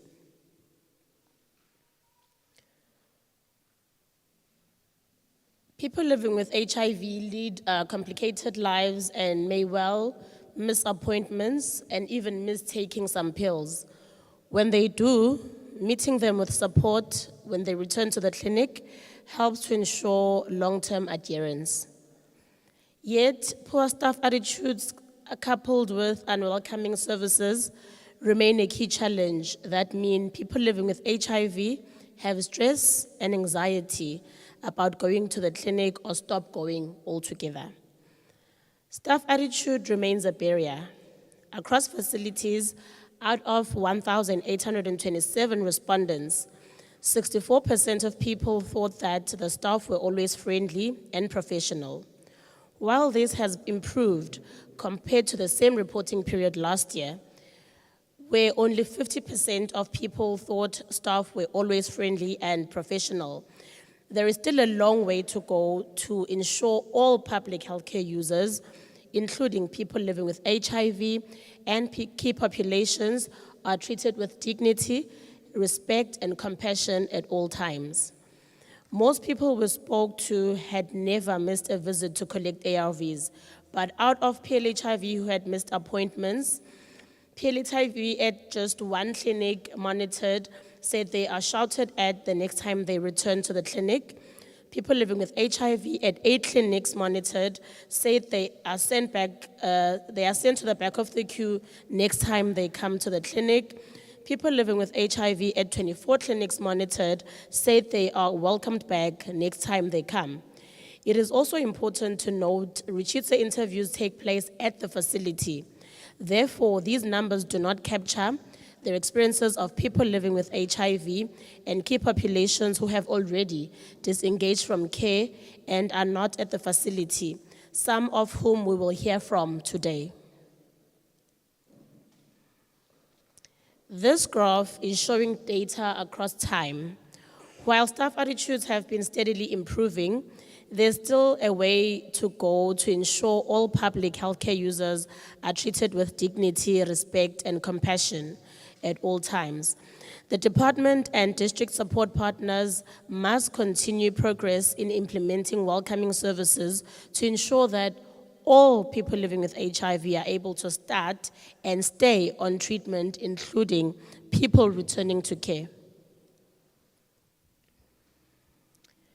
This table reveals the clinics which reports reports of people being sent to the back of the queue if they miss an appointment. This is not required by any national policy, and the new Welcome Back campaign actually states people living with HIV returning after a treatment interruption should be triaged in separate streams instead of being sent to the back of the queue. While most facilities did not have reports of transfer letters being a challenge, 72 people interviewed by Ritshidze had been denied access to services for not having a transfer letter across 14 facilities since we started collecting the data last October. Again, it is important to note that Ritshidze interviews take place at the facility.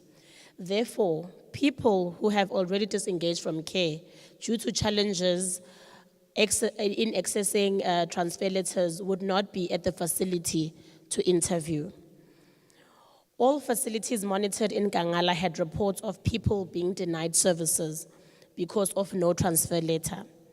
While results are not heterogeneous across a district, the department should investigate to assess if there are challenges in the district, as well as investigating each facility listed. A reminder that transfer letters are not required in the guiding principles of the re-engagement SOP, which states, if a patient comes from a different facility, transfers in, do not require the patient to provide transfer documents or delay restarting treatment as per procedure in 2019 ART clinical guideline. Treatment literacy improves linkage retention rates, and people understand the importance of starting and remaining on treatment effectively. 96% of people living with HIV we spoke to had gotten a viral load test in the past year.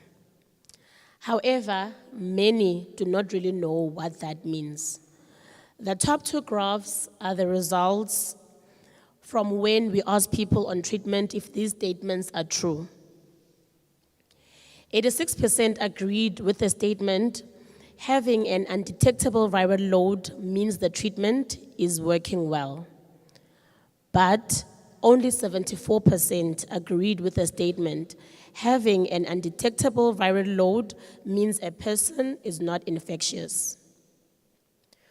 While there is still a long way to go, positively, this has improved compared to the same reporting period last year, where 83% agreed with the statement, having an undetectable viral load means the treatment is working well, and just 62% agreed with the statement, having an undetectable viral load means a person is not infectious. Last year, the Mpumalanga Department of Health committed to train healthcare workers on the new adherence guidelines and to enforce counseling for those with unsuppressed viral loads or on second and third line treatment regimens. Further, they committed to remind healthcare workers to consistently counsel people living with HIV as they collect their prescriptions, particularly on compliance and adherence to treatment protocols. The impact of this can be seen in certain improvements in the treatment literacy understanding among people living with HIV in the province. This improvement also corresponds with an increase in the number of people living with HIV, which is 89% to be exact, who said that a healthcare provider had explained the results of the viral load test to them, compared to the 78% in the same reporting period last year.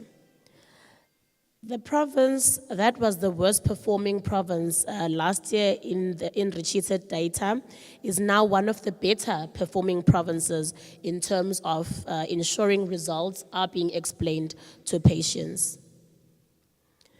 The department now needs to ensure this progress is maintained so that all people living with HIV understand the benefits of adhering to treatment. We will now proceed to view the recorded community stories. Ngisebenzisa iklinik yase Amsterdam. Nginokulanda khona amaphilisi ama-ARVs. So ukuthi bazocala ukusinaka ngaboma 9, 10, then bese siphuma mhlampini ngaboma 3 so lokusihleli silindile lapha eklinik. Kuthe ngo-August ngilanda amaphilisi ami, mangifika khona ngisuka emsebenzini ngiya ngaboma 2 sebayaklina bathi sebashayisile ngapha sekose ngijike yena ngeke khona ukuthi ekseni ngiphinde ngibuyele ngoba ngiyasebenza sengicela umakhelwane ukuthi angiphathele amaphilisi yena lokho akusikuthi ngiyathanda ukuthi angiphathele amaphilisi ngeright mangilandile mina. Kuba nzima ngoba sometimes akayikhona sekose mina ngimsuse phansi ayongilandela amaphilisi ayile nje mina. Bayalithatha igazi makubuya ama-results mina ngikhumbula bangitshela nje ukuthi ama-results ahamba kanjani. Kungawenza umehluko ukuthi ngizazi mina ukuthi kwenzakalani ngami. ama-ARVs and cala kwami kwathatha bengilanda a-14 eshatha ngathi ngichaza kanjani mara it's like into esengiyibonile ukuthi abantu kuze basabe ukuya emaklinikhi lento beyenzeka kimi. E-14 ngalanda i-treatment kokucala like even noma bekuthiwa uskiphise i-date, do you understand? Angisingabantu vele ama-mistakes siyawenza. Angeke uhlale always ngesikhathi perfect when it is the right. Ngenza ukuthi sometimes ininto ikubambile ungalanda amaphilisi although akhona. Bese usaba ukubuyela eklinikhi the following day up until uzi-default. Ayiyekele i-14 because amanesi wakhona achiki awakhona ukukhuluma nama-patient ayagcikana. Ngabona ngathi now like I don't feel comfortable kule clinic leyana ngcono ngichinje enye clinic because how worse singiskiphe ama-month ngilanga ili-1, you understand? So sekubhlungu because which means ngosibo ngidla bangicede lapha even although ngeke beze bangidla ibona into just look kuyokuthuka imini yonke lapha yabakutshela ukuthi yazi ugcina ngayo because uskiphile and by that time awunandaba lokho angithi yathuzele ini ufuna ini. I don't know, like I've been stayed at home. I think it was 1 year, 2 months, 3 months. Okay, that's as it's because impilo yami then I think swimming I'm being here new planning clinic pants. I put number up by the 14. I'm feeling put number up by the 14. Okay, but if I'm going to bank check up and then but things was looking as a treatment manager because Melesta's body for a loot sits in the city for count because it's high lap, okay. Well, by next folic acid, I will the following month is when I call treatment. Ngisebenza clinic yaseLeslie. Uthi masifike eclinic wamista i-date. Bathi ubuye ngakusasa, wabuyela mawubuyela ngakusasa. Bathi bogcina ngawo. HIV. Cha basichazeni masisa batshela ukuthi ngoba manje umiste i-date namhlanje. Ubuye ngakusasa. Masubuyela ngakusasa bathi bazogcina ngawo. And ekugcineni ugcina uhlezi eclinic uhambe ntambama lesikhathi ulambile ukuthi bogcina ngawo. Ngoba ekuseni sivuka ngabo 5 siyohlala eclinic nakhona basimisa ngale kwamagate akusisafe ngoba ama-security angaphakathi nasikhiyelwe ngapha ngaphandle just nje emothola inumber even kwana leyo number lo mitholile ungagcina unumber 1 mara igcineni ufika so le 100 and something or 50 something sekhona abantu abangenile ngaphambili ungazi kanjani. No treatment angicabanga ngasizo ngoba treatment impilo yami yabona mele ngiye lapho ngiyithole noma lelo sizo silithola sekudala mara at least ngilithole. Bengela treatment yama ARVs nge-18 April this year. So mangifika ekliniki bangitshela ukuthi nakhona ngifike late anyana because bengekho right azange ngivuka kakhulu ekseni. So mangifika lapha ekliniki ngichazela sister ukuthi mina khani ngifike ngizolanda i-treatment angekho right. Athi ufika ngalesikhathi uyajabula yazi thina sogcina ngawo uhlala phansi. Then ngahlala ngibona ukuthi isikhathi siyahamba and angekho right and nginomntwana omncane. So ngabuya mina la endlini ngithi ngizoya kusasa ekseni angina choice. Ngivukele ekseni ngiye. Mangivukele ekseni ngiye. Bathi laba ngasiye ama data abo namhlanje sogcina ngabo. Then ngihlale ngiyamezela because like into engizene treatment angisanayo. Ngifike clinic eKhumbula ngilanza amaphilisi right abasiphathe kahle singafika ekseni ngibongenisa labasemuva so fika ekseni sophuma ngabo 2 sine somuka late mara sifika ekseni nangisala amaphilisi ngibili kona ngiyafisa kubuyela eklinikhi ngoba ngithi ngiyekele bebangangiphathi kahle bengalubisa idate. Hayi mina bangibuka njengomuntu lokhwini sonke siyafana phela nabangakuphathi kahle ngeke ujabule.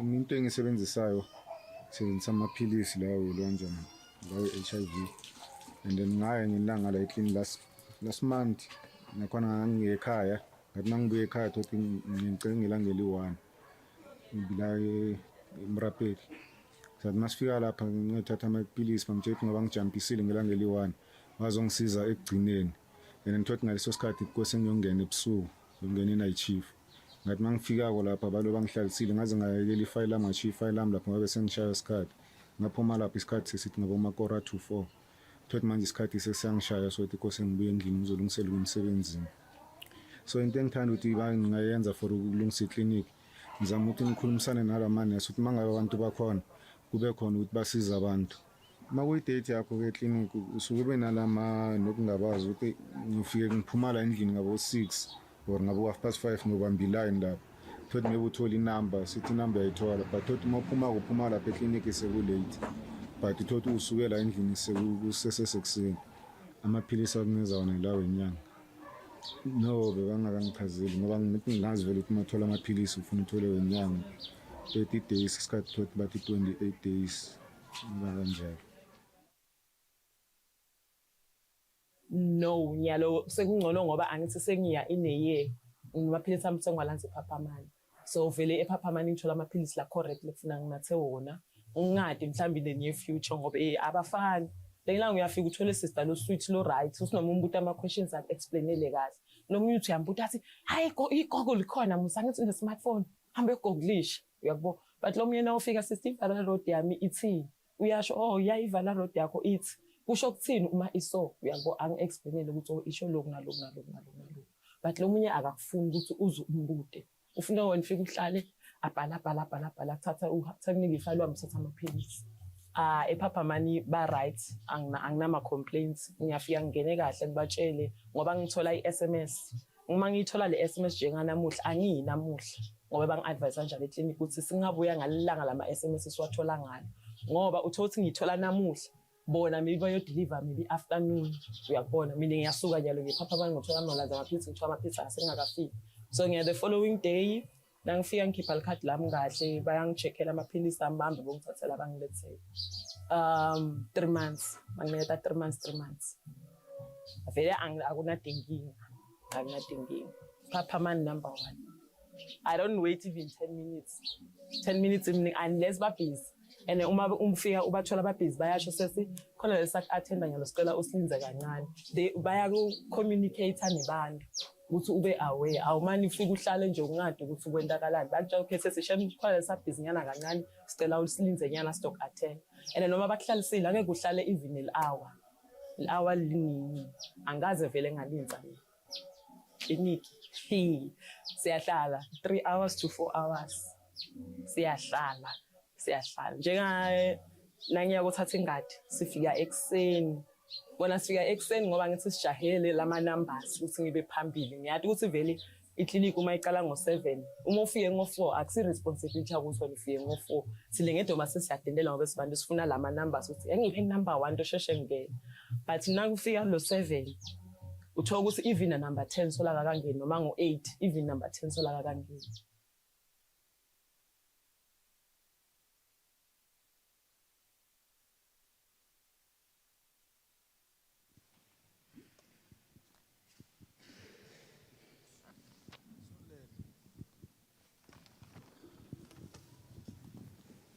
Sanibonani.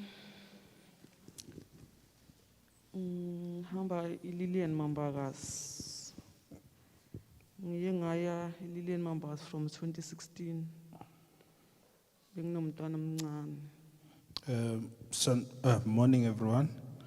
I'm also using Lillian Mambagazi.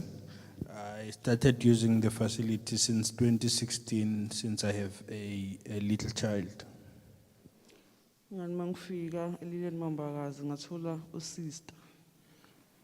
When I arrived at Lillian Mambagazi, I met a nursing sister.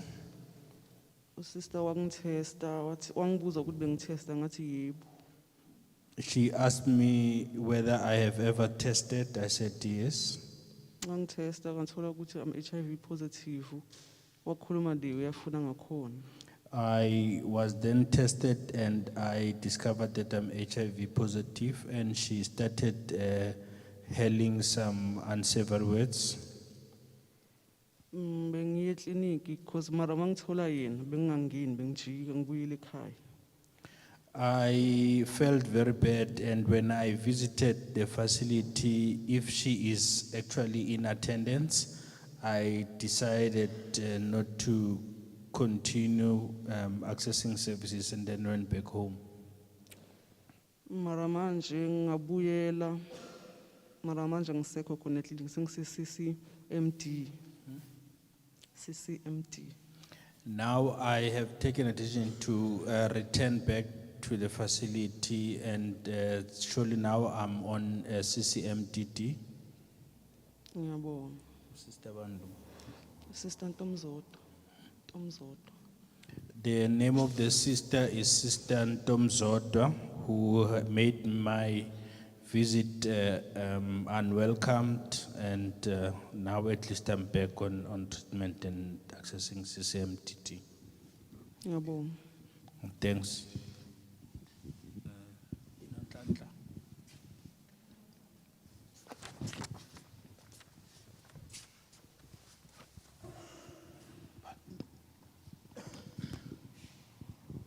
Sanibonani, lokhuluma ngoNhlanhla wakamabuza.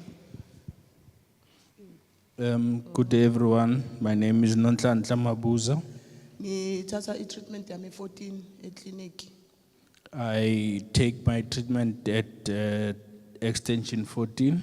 Since ngaqala ukuthatha i-treatment yami, ngavula ifile yami ngayigcina lapho. Since starting my treatment, I opened my file, and it was the only last time that I since held my file. Bahlala banginika amaphepha, ene lokungivisa buhlungu, ngihlala ngiya ngodonsa. I usually visit the facility, and at no stage or at no time did I receive my file. They only issuing papers, and though I went to draw bloods, My results now since ngaqala ukuthatha angiwadi or aphansi or aphezulu kumbe yini angiwadi. since I started treatment and having drawn blood, I have not been issued with my results. I don't know whether my results are bad or negative or positive. Bangichinja ngaye clicks. I was then changed to collect my medication at Clicks. Abangichazeli nokuthi why ngoba bengithatha sebusuku e-clicks sengithatha sekuseni. They did not explain to me why was I changed from taking morning pills and then now I'm taking pills at night. Bewamhlophe mara last nangigcina ngwathole sky blue ngisaba nokuyobuta ukuthi sekatshintshwe ngoba ini ngoba nema results vele angiwadi or sengigula kakhulu or sengiphilile kuyafana nje la kimi. I was issued white colored pills, but now they are blue in color, and I'm even afraid to even go and ask as to what could be the reason. And this could actually make me feel ill. Nginemntwana lomncane naye since bamjova la enyaweni ma results angiwadi lo nurse nangimchazela wathi kimi ngimbona lo mntwana kanjani ngathi mina ngimbona right ngoba nami ngaqala kunatha leliphilisi ngi right wathi na umbona right kusho ukuthi right. I have a child, and that child of mine was also injected on the feet. And the nursing sister asked me as to how I see my child. And I said he looks okay. And the nursing also told me that if you feel that he is okay, then it means he is okay. So angathi ngento enjani. So I am really worried, and I don't know exactly what to do. Yabo. Thank you. Princess. Hey. Sanibonani, Princess Mavuso lokhulumayo. Good day, my name is Princess Mavuso. Mina amaphilisi nami ngiwathatha station 14. I also collect my treatment at extension 14. Kwathi 2019 mangithola umntwana ngangekho right. During 2019, when I bear my child, I was not okay or feeling well. kwafuneka ukuthi ngiye ekhaya so kwafuneka ngihambe ngiyolanda i-transfer eclinic. I was then expected to go home, and since then I must go and collect a transfer letter. Mangifika eclinic ngithola usister ngimtshela ukuthi angikho right sengifuna ukumuvela ngasekhaya cause nomntwana omncane. Ngicela i-transfer. Wangitshela ukuthi kusese early for i-transfer. When I went to request a transfer because I was not well and I had hoped that at home they will actually look after me. And when I requested that they issue me with a transfer letter, the nursing sister told me that it is too early. Ngaleso sikhathi ngangina 1 year 6 months ngidle treatment. By that time, I had already 1 year, 6 months on treatment. Kwafuneka ukuthi ngihambe ngekhaya ngaphandle kwe-treatment. I was really forced to go home with the treatment. I-treatment ke bengiyithola ekhaya cause bengihamba ngiyoyicela kuma-mobile ngale card lokukhipha ifile. Bebengipha kuma-mobile amaphilisi cause angiwathathi ekhaya vele ngiwathatha ngala. Since returning home, I had to consult at a mobile clinic, and then I had to go and request them to offer me treatment. And mangibuya sengibuyela khona eclinic ngithola yena lawyer engangifike kuye ngizocela i-transfer. Ngimazi lo ya sister lona vele angifuna kumbuka ngendlela abanolaka ngakhona. Ngimfundi nakumfundi igama lakhe la. On my return from home, I went back to the very same facility, and unfortunately for me, I actually came again in contact with the very same nursing sister. Angibuze ukuthi why ngingalande amaphilisi isikhathi sesiside kangaka ngiyacabanga sengina 7 months vele ngingekho la. She then asked me as to why was I not anymore collecting my treatment since it is now almost 7 months.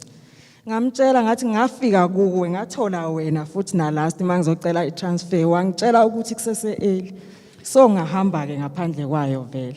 I reminded her again that I had actually requested from you to actually assist me with the transfer letter, and you refused because you said that it was still early, and then I decided to go home without the transfer. Wathetha ke ngendlela athetha ngayo engibuza ukuthi yena lo mntwana engimzalayo sengowesingaki. She then became agitated by my responses, and she asked me as to how this child that I had now, how many children do I have now? Ngamtshela ukuthi ngumntwana wami wesi-3 lo. Wathi hayi cha uyabaqhulula. I then informed her that this is my 3rd born child, and then she told me that you giving birth more often. You're a baby maker. Ngamtshela ukuthi hayi ke lokho akusinkinga into eyinkinga nami ngathi wasengiphendulile ngoba umuntu omdala into eyinkinga ukuthi ngicela amaphilisi phela. I then felt very bad because as an elder, I'm not supposed to speak ill to the elderly, but I had no option but to actually respond in her so unfavorably. Hayi ke kuswela ngalelo langa vele sengumama weingane ezi3 vele sengibizwa kanjalo mangifika ukuthi hayi nanga umama abantwana abathathu. Now, since that day, I am now referred to as the mother of 3. And now I'm actually being called by that name, not my real name. Okunye ke okuyinkinga ke okwamafile angeke ngikukhulume vele ngoba into yanoma ngangibani. Worse, it's in relation with the loss of files in that facility. Okuyinkinga kokunye ilokuthi siyavuma siyawadla amaphilisi.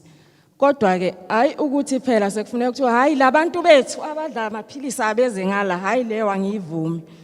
Ngiyawadla impela. Now the unfortunate thing is that since we are on art treatment, we are always referred to as these people who are taking treatment. It's very derogatory and very discriminatory. Ngiyabonga. Oh, thank you. Kuku.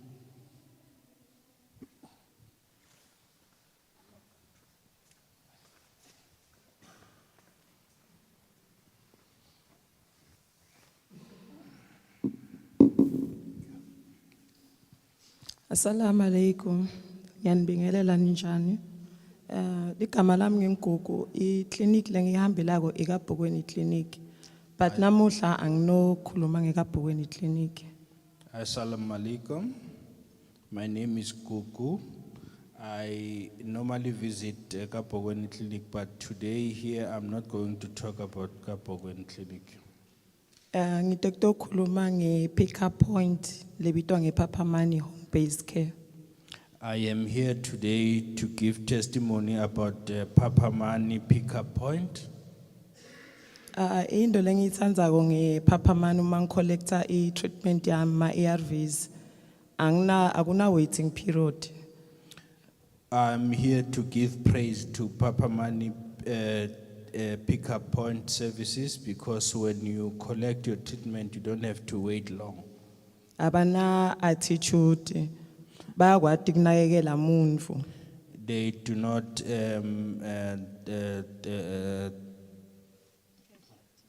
they do not have a bad attitude towards us. They care about the service. Yeah, sengize nami ngifila ngathi iPapamani se bangahlale basale bayenda ibe iclinic.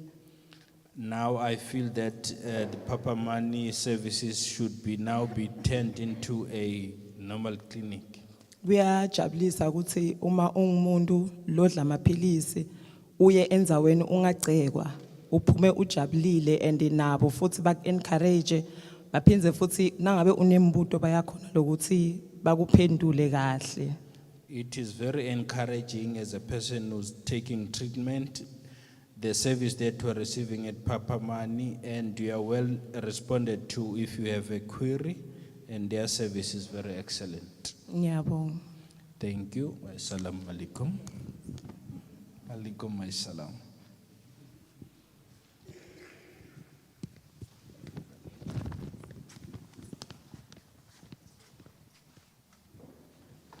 Thank you, comrades. Before I go to recommendations, comrade uthe ungutobekile ngithi? Yes. Mabuza Nonhlanhla. Comrade Mabuza Nonhlanhla was here last year. Talking about last year May, she was here giving a testimony about her missing medical file. From May last year from May 2021 to June 2022, the issue of her missing medical file from Paulina Morapedi Clinic has not yet been resolved. And the question you must ask, what is happening with her medical history? And if we want her to adhere on treatment, how is she going to adhere on treatment if every time she goes to the clinic, the medical report is written on pieces of paper? But also, colleagues, it is good that in these meetings, we are not only hearing about bad services, but where there is improvement in terms of services, it is mentioned. Because we are not convening these meetings only to raise problems, but where there is improvement, we need to applaud and encourage them to continue providing those quality services. Also, Section 27 of the Constitution does not only give rights to access quality healthcare services, it also gives rights around sexual, reproductive, and health rights. And anyone who is discriminating someone on the number of children they are bearing, that person is actually violating the rights of the people, and that person is discriminating others.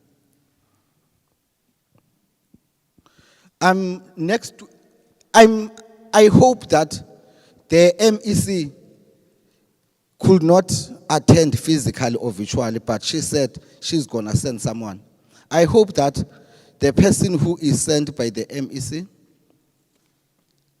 has attended the session, because after this, we would like to secure a meeting with the MEC. The MEC of Health of Mpumalanga is the political head of the Mpumalanga Health Department. And as the political head, we wish to sit around with her and try to reason with her as to say how best can the quality of services be improved in Mpumalanga, not only for people living with HIV, but for all. Because at the end of the day, as the people, we have voted for our government. When we voted for our government, we entered into a contract. That government, we're gonna vote you into power, and in return, you're gonna improve services for us.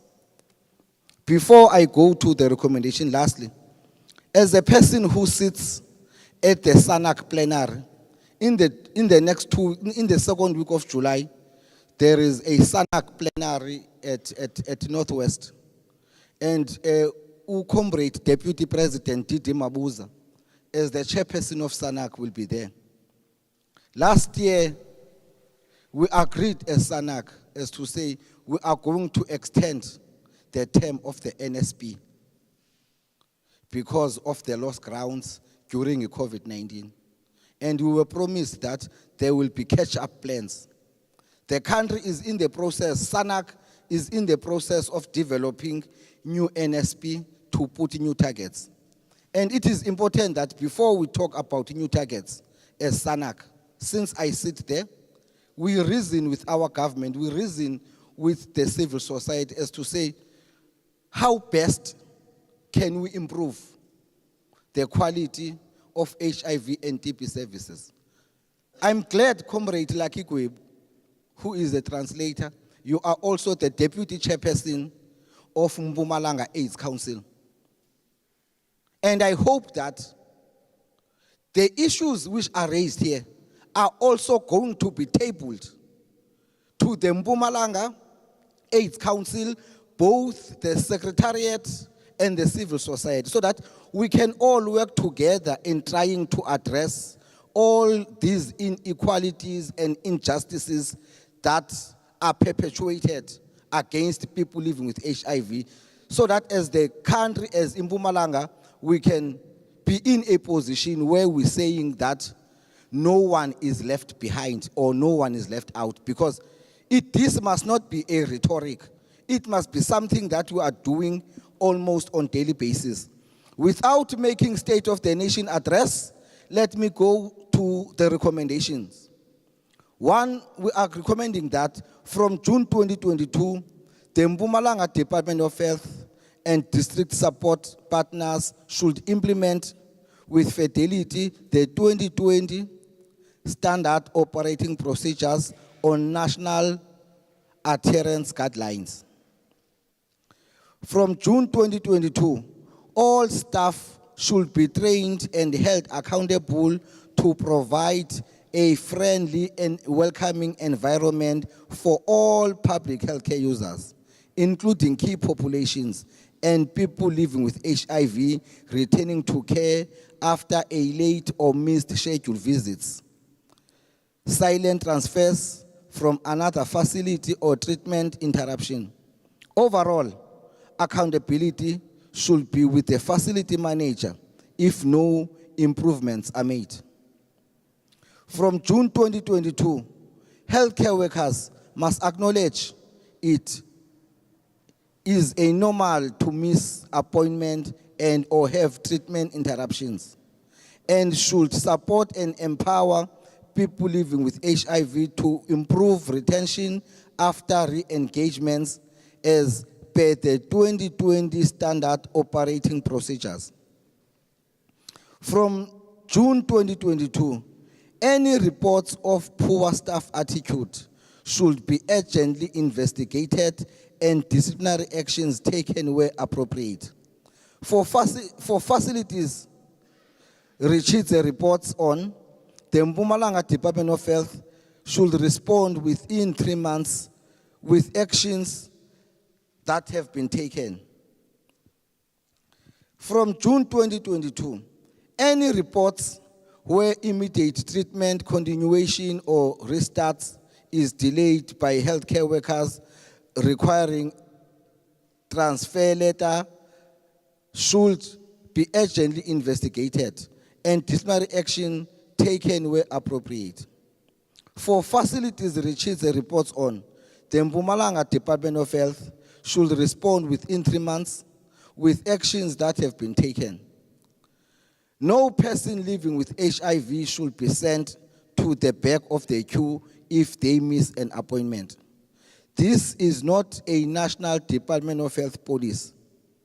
The Mpumalanga Department of Health should send communication to all sites withdrawing this measure by end of July 2022. By end of July 2022, the Mpumalanga Department of Health should issue communication that highlights that people living with HIV who return from a treatment interruption but have not missed a dose be screened for immediate access to a repeat prescription collection strategy. From July 2022, the Mpumalanga Department of Health and district support partners should ensure that all healthcare workers provide accurate and easily understandable information on treatment adherence and the importance of an undetectable viral load when talking to people living with HIV through consultations, counseling, outreach, and health talks at clinics. From June 2022, the Mpumalanga Department of Health and district support partners should ensure that viral load test results are properly explained to all people living with HIV in a timely manner. And lastly, in COP22, PEPFAR should fund an expansion of people living with HIV-led treatment literacy efforts across all provinces, including Mpumalanga, through training, education, and localized social mobilization campaigns. Thank you. I will hand over to Ndi. Thank you, GS. We're now moving into key populations. One major barrier to HIV prevention and treatment services for key populations is being discriminated against at the facility. The majority of key populations interviewed in Mpumalanga use a public health facility to access their health services. 58% of gay, bisexual, and other men who have sex with men, 66% of people who use drugs, as well as 44% of sex workers and 53% of trans people. Yet at clinics, KPs are often treated very poorly by clinic staff who at times shout or verbally abuse people, questioning people's sexuality or gender or how or why they engage in sex works or take drugs. Others report being humiliated in front of other healthcare users. Some key populations have told us that the ill treatment has been off-putting enough for them to prefer to go without ARV treatment or other health services. Some key populations told us that they feared for their safety at the clinic. Only 59% of gay, bisexual, or men who have sex with men, and 61% of people who use drugs, and 42% of sex workers, and 73% of trans people felt very safe while using the facility. Similarly, only 60% of men who have sex with men, 63% of people who use drugs, 54% of sex workers, and 77% of trans people felt comfortable at the facility.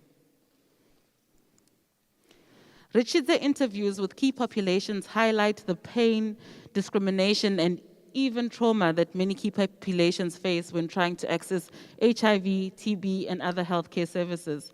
And it is very clear why some key populations do not access services or disengage from care altogether. Feeling unsafe and uncomfortable at the clinic discourages key pops from going to access services, impacting the uptake of testing and prevention services, as well as undermining long-term adherence. Key populations must not face verbal or physical abuse or physical harassment or a risk of arrest when using the public health facility. Any reports should be urgently investigated and disciplinary action should be taken where appropriate. It is critical that key populations can access friendly services that meet their specific needs in order for us to reach the 95-95-95 targets. Key populations often struggle to access basic prevention tools like male and female condoms, and especially lubricants, either because those commodities are simply not available at all, or key populations are questioned for taking them or refused access. Sometimes, condoms and lubricants are just not available. Ritshidze data gathered in 39 clinics show that lubricants were only available in 38% of sites in this reporting period. Only 2.5% of gay, bisexual, and other men who have sex with men, 2% of people who use drugs, 3% of sex workers, and 3% of trans people using public healthcare facilities said that they could access lubricants. It is also well known that oral PrEP is highly effective for preventing HIV transmission, as it allows people who are HIV negative to be in control of their HIV status. As such, it is a vital tool to support HIV prevention, especially amongst key populations at higher risk of getting HIV. However, despite this, Ritshidze data shows that PrEP is not always made available to key populations in the facility. PEPFAR has committed to ensure that key populations who test for HIV are either linked to HIV treatment services or PrEP. However, our data shows challenges in the implementation of this commitment. Positively, interviews with facility managers reveal that PrEP is available at all of the 42 facilities regularly monitored by Ritshidze. However, availability differed for each KP group, with the lowest amongst trans people. In terms of harm reduction services are critically important to support people who use drugs to stay alive and protect their health, including ensuring the accessibility of methadone and unused needles, overdose treatments such as naloxone, as well as psychosocial support and information on safer drug use. However, on the whole, these services are not available. People who use drugs are often judged and treated in a hostile manner when they do visit healthcare facilities. Ritshidze data shows that on-site drug dependence initiation and treatment, so for example, your methadone, was reported to be available by only 11% of drop-in center users. Unused needles were reported to be available by 1% of people who use drugs using facilities, compared to 0% of drop-in center users. Service accessibility must be improved to ensure that people who use drugs needs are met and no additional barriers are created to being able to take drugs safely or to be supported to stop. The availability of gender-affirming services for those who need them is critically important. In addition to the psychological impact of gender dysphoria in the context of South Africa, a country with so much transphobia and attacks on trans individuals, access to hormone therapy could mean life or death. But gender-affirming care is mostly available in big cities. Trans people who live in rural areas or provinces without any gender-affirming care must travel long distances to these cities to get these services. This keeps it out of reach for those without access to transport money and places to stay when they do go get access to the gender-affirming care. It is also critical that key populations can access specific services to meet their specific needs. When we ask facility managers if they provide key population-specific services, in some places they say they do. However, when we probed further into the specifics of what services are provided, it is apparent that very few facilities provide the specific services needed. For example, out of 38 facility managers interviewed, only 4 facilities reported offering outreach services for gay, bisexual men who have sex with other men, and only 8 facilities had lubricant. For people who use drugs, out of 38 facility managers interviewed, only 6 facilities reported offering a referral for methadone initiation, and only 1 reported having drug-dependent support groups. Out of 38 facility managers interviews, only 4 facilities reported offering female condoms for sex workers, and only 2 facilities reported offering gender-based violence services for sex workers. And out of 38 facilities, facility managers interviewed, 0 facilities reported offering hormone therapy for trans people, and 0 facilities reported offering psychosocial support for trans people. A minimum package of key population-specific services should be made available to meet KP-specific needs at least 2 designated sites per district in the province. Where key populations need specialized care from a drop-in center or one of these public health care facilities providing specialized care, easy referral and adequate resources, including transport or transport costs, should be provided to ensure the uptake of those services. Now we're going to move into the recorded community stories. Sanibonani. Igama ngicela ungazisho. Inhliziyo yami ibuhlungu kakhulu. Ngeklinikhi engiyihambayo eLandverwacht station 14. Lapho ngike ngaya last January. Ngafika like I was collecting my ARVs because I'm chronic. Ngafika, then they changed my medicine to medicine yasekuseni. Ngababuza ukuthi why they didn't explain much. Ngababuza ukuthi because I used to drink medicine at night. They told me ukuthi iyo medicine abanayo for mina lena. Ngihambe ngiyoyiphuza ngibheke ukuthi izongisebenzela kanjani. So continue to drink the medicine in the morning. Makambe isikhathi I found out that medicine is not well for me. It doesn't treat me right. Then after that, I go for complaint. Ngahamba ngabuyela emuva lapho ngafika. I came across another nurse which I don't know her name. Then I'm telling her the medicine doesn't treat me well. I should continue to drink my medicine so izobakhona ku-system egazini lami. Because the medicine I'm prescribed from Department of Health we call this thing. Okay, it's fine. But then still the medicine doesn't treat me well. They told me if I don't want to take medicine, I should just drop it. If I die, the lesser their problem. I was so surprised. I'm coming with a problem, but then their response is not right for me. Then that's the thing. I skipped to go to a clinic. Then I started to stop drinking my meds. I became sick for about 3 months, not drinking my meds because I'm afraid to go back to the clinic. Because of they are responding to me, then it's not right. Then I started to feel sick. It was supposed for me to go back, even if I like or not. I've gone back there. They started to consult me at 4 o'clock. And I've been there from 6 o'clock in the morning. But they came to me around 4. They gave me the same pills. I asked why. They said, you must drink the pills whether you like it or not. If you don't want to drink it, then you should stop and die. I didn't have a choice but to go back and drink that pills. But then it made me cry a lot.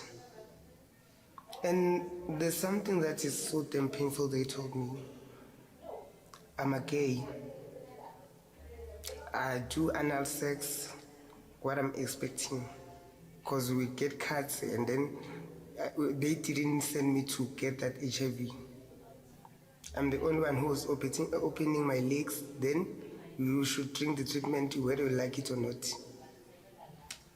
I felt like there's nothing I can do but to drink the pills which are making me sick always.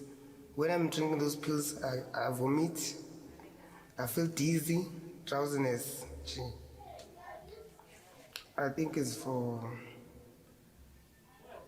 since last year, May.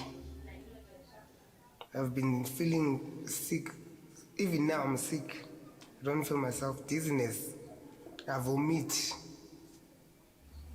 And then the smell of food. Wherever I try to cooking, my tongue, I don't taste a thing because of those pills. When I'm going for a complaint, they take me otherwise.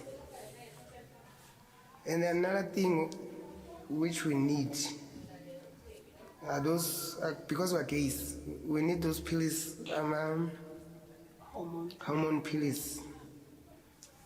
They say I must go to, clinics and go and get the stuff, even though don't next.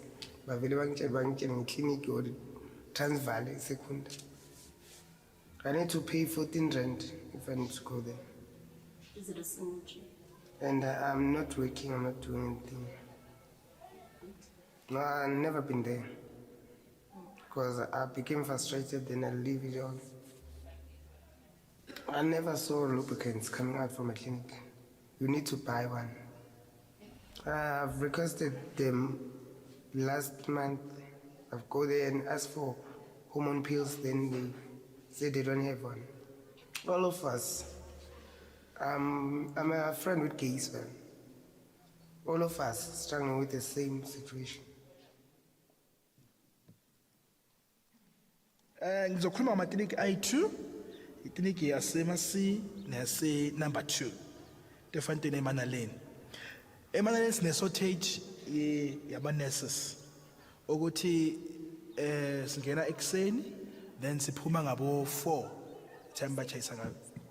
Mhlambe ngize ngo-6 or ngo-8, uyogcina uphume ngabo 3, 4, so ufike ekuseni. Number 2, we have a problem yamanzi. Don't have water. In that clinic, you don't have water. And number 2 is another problem. 1, 3, la eManaleni ukuthi iproblem yethu ukuthi ama-clinic wethu avalwa. Akabereki for 24 hours. And we don't have ama-ambulance. Mawubize i-ambulance ifika ngabo after 6 hours. Then number 2, it's another problem ukuthi okay, ibereka 24 hours, but mawufika uthola ama-nurse balele. 1. Uyogcina uhleli lapha for 1 hour, so lufikile. Ungazi kwenzakalani. Then nakhona ufeyila, aklinwa, number 2. Number 3, nakhona amanzi akekho. Keka strike kakhulu nxa yamanzi. The clinic don't have water. Sebenzisa ama-20 omgodi. Understand? But now akekho right, lawo ma-toilets. As kwa-health. You understand? That problem enjalo. I-service yakhona is not okay. I-problem ye-loop yethu, i-loop siyithola kanzima kakhulu because i-loop amele u-consult. Noma ungafuna u-consult, must be u-consult. 1, because nabantu abangabereki, mayisisa banga-afford ukuthenga i-loop e-clicks. We have to get i-loop kuphi e-clinic. Then after that clinic, we have to consult. That's a problem. Give feel bad because of now. Wonke umuntu ungibhekile ukuthi okay, angibangitshela in public. Kuthi mafuna i-loop consulta. Abaye bangilalela ngapha ukuthi okay, this person ufuna i-loop. So it's gay or it's what? You understand? Yes.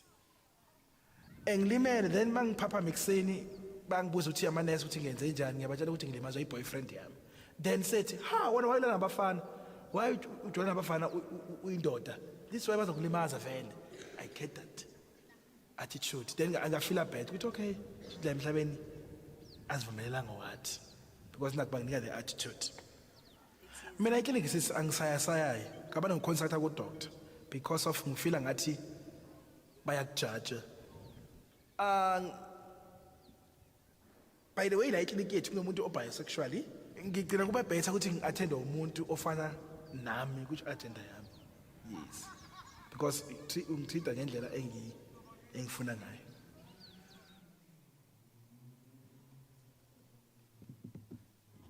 Then we're going to move into the community stories.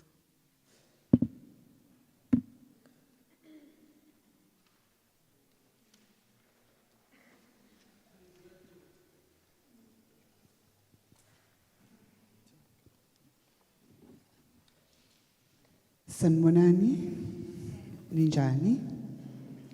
Mina igama lami ngu-Alberti, ngiqhamuka eSekunda. I'm gay trans. Since from 2019, ngilo ngihamba ikliniki yase extension 14 eMbalenhle. Ngifuna amaphilisi ama-hormones. Good afternoon, everyone. My name is Albert. I'm from Sekunda, and I'm a person who's gay, trans. I'm using extension 14. I've been requesting services for hormonal therapy since then. Yes. Mangia e14 ekliniki ngithola ukuthi ngifike ku sister ngingene ngicele ama hormones. When I visit the facility, I will always go and inquire from the sister in attendance to look for hormone therapy. Wangibuza wathi ama hormones wani. She then asked me what hormones, hormones for what?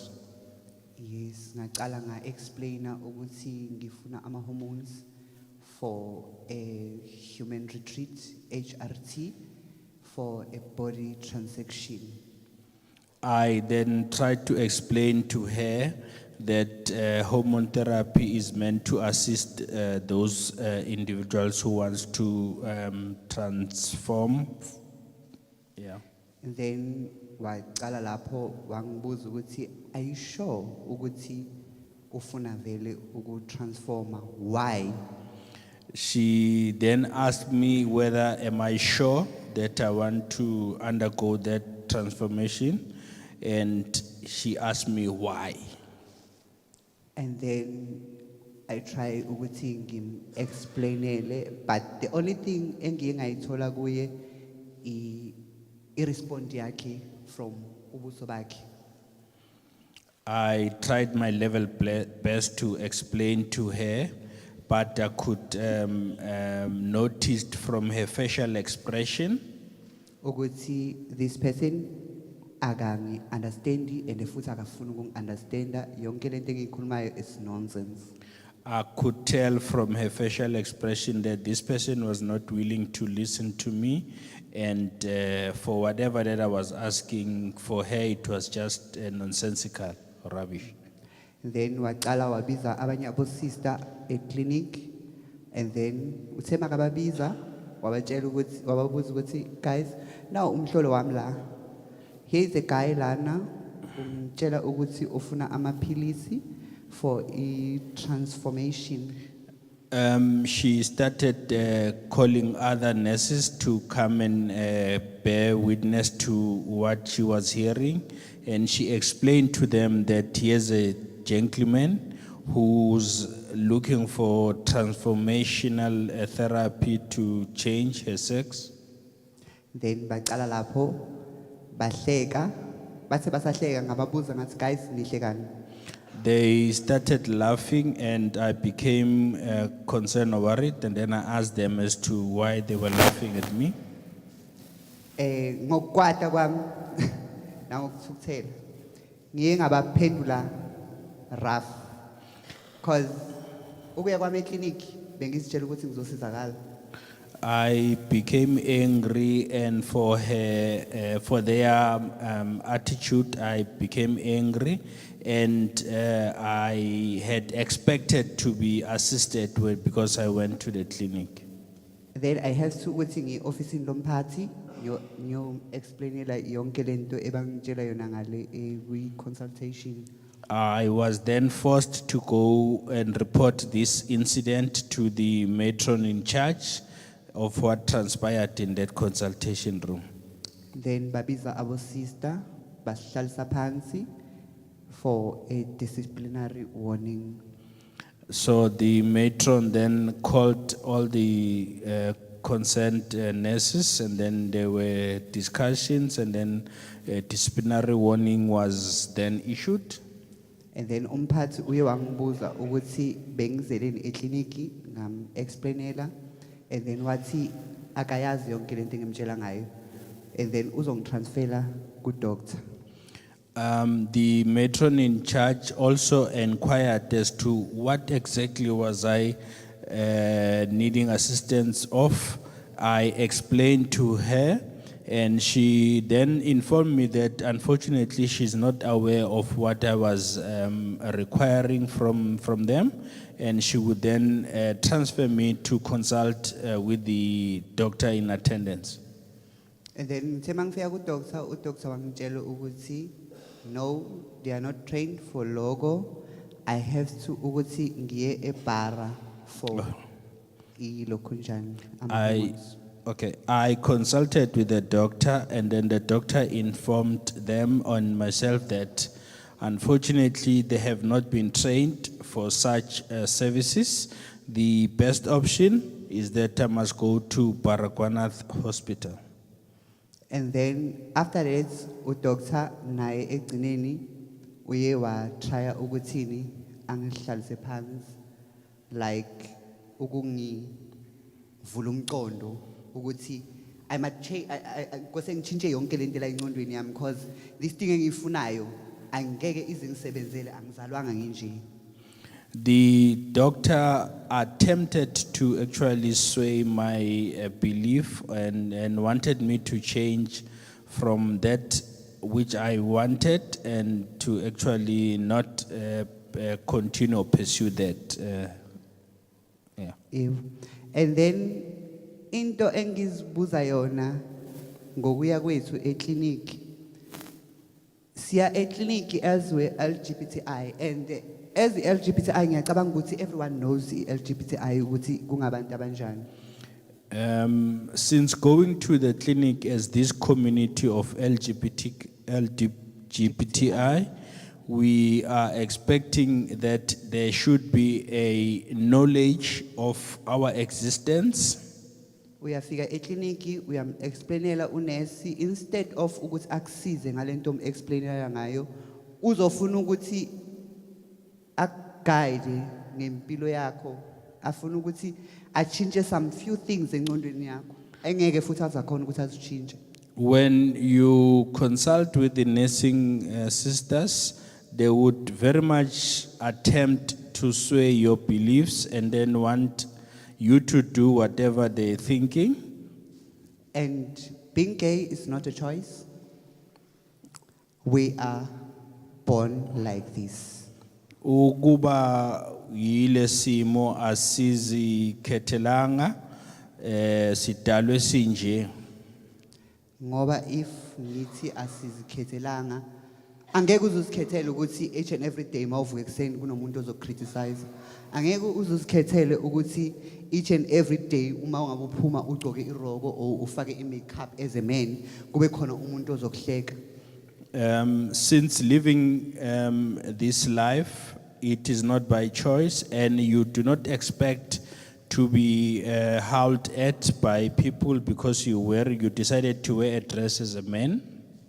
And into engifuna ukuyisho ngalento le, most of the things uma ngabe umuntu or straight uqala ukum-explainela about your gay life, ilapho aqala khona ama reflection wokuthini uzofuna ukuthi akuchinje i-mind yakho akhulume izinto ezi-opposites nawe. The unfortunate situation with our lifestyle is that when you even meet a person who is straight, they would always want to sway your beliefs and make you do whatever it's in their head.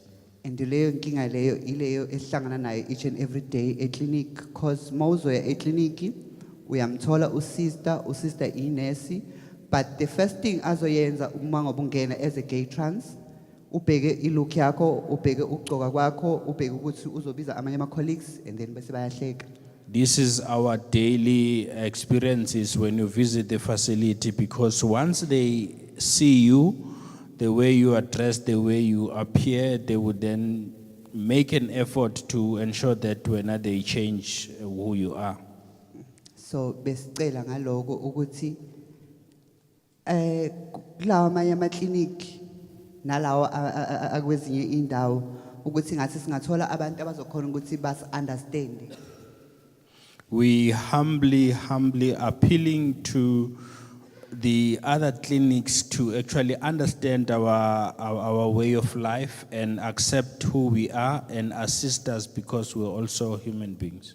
Because kule situation esikiyo asidingi umuntu ozohleka, sidinga umuntu ozosisiza. In this- Sidinga umuntu ozochamuka ne-solution egcineni. In this situation that we find ourselves in, we do not expect anyone to laugh at us, but we humbly expect that people should actually be able to assist us or offer us support. Because the way we are, we gay, and then sifuna ini, sifuna okungokwethu, asifuni okungokwabanye abantu. Because masingathi notice, tina some of our things in my clinic, first, I'm a lubricant, we don't have, we my clinic wakiti. Two, ama condoms, as now, tina. Masisi atola la pas, tola la amanye ama condom, lawa always as now. The unfortunate situation with our lifestyle is that when we access these facilities looking for type of condom that we're supposed to be using and the lubricant, we are unfortunately not able to obtain those, but we get the male condoms. And besaqela ukuthi sisizakale ngama hormones, please, siyacela. We are humbly appealing that we are offered hormonal therapy in all the facilities. We are pleading very much with the authorities. Thank you.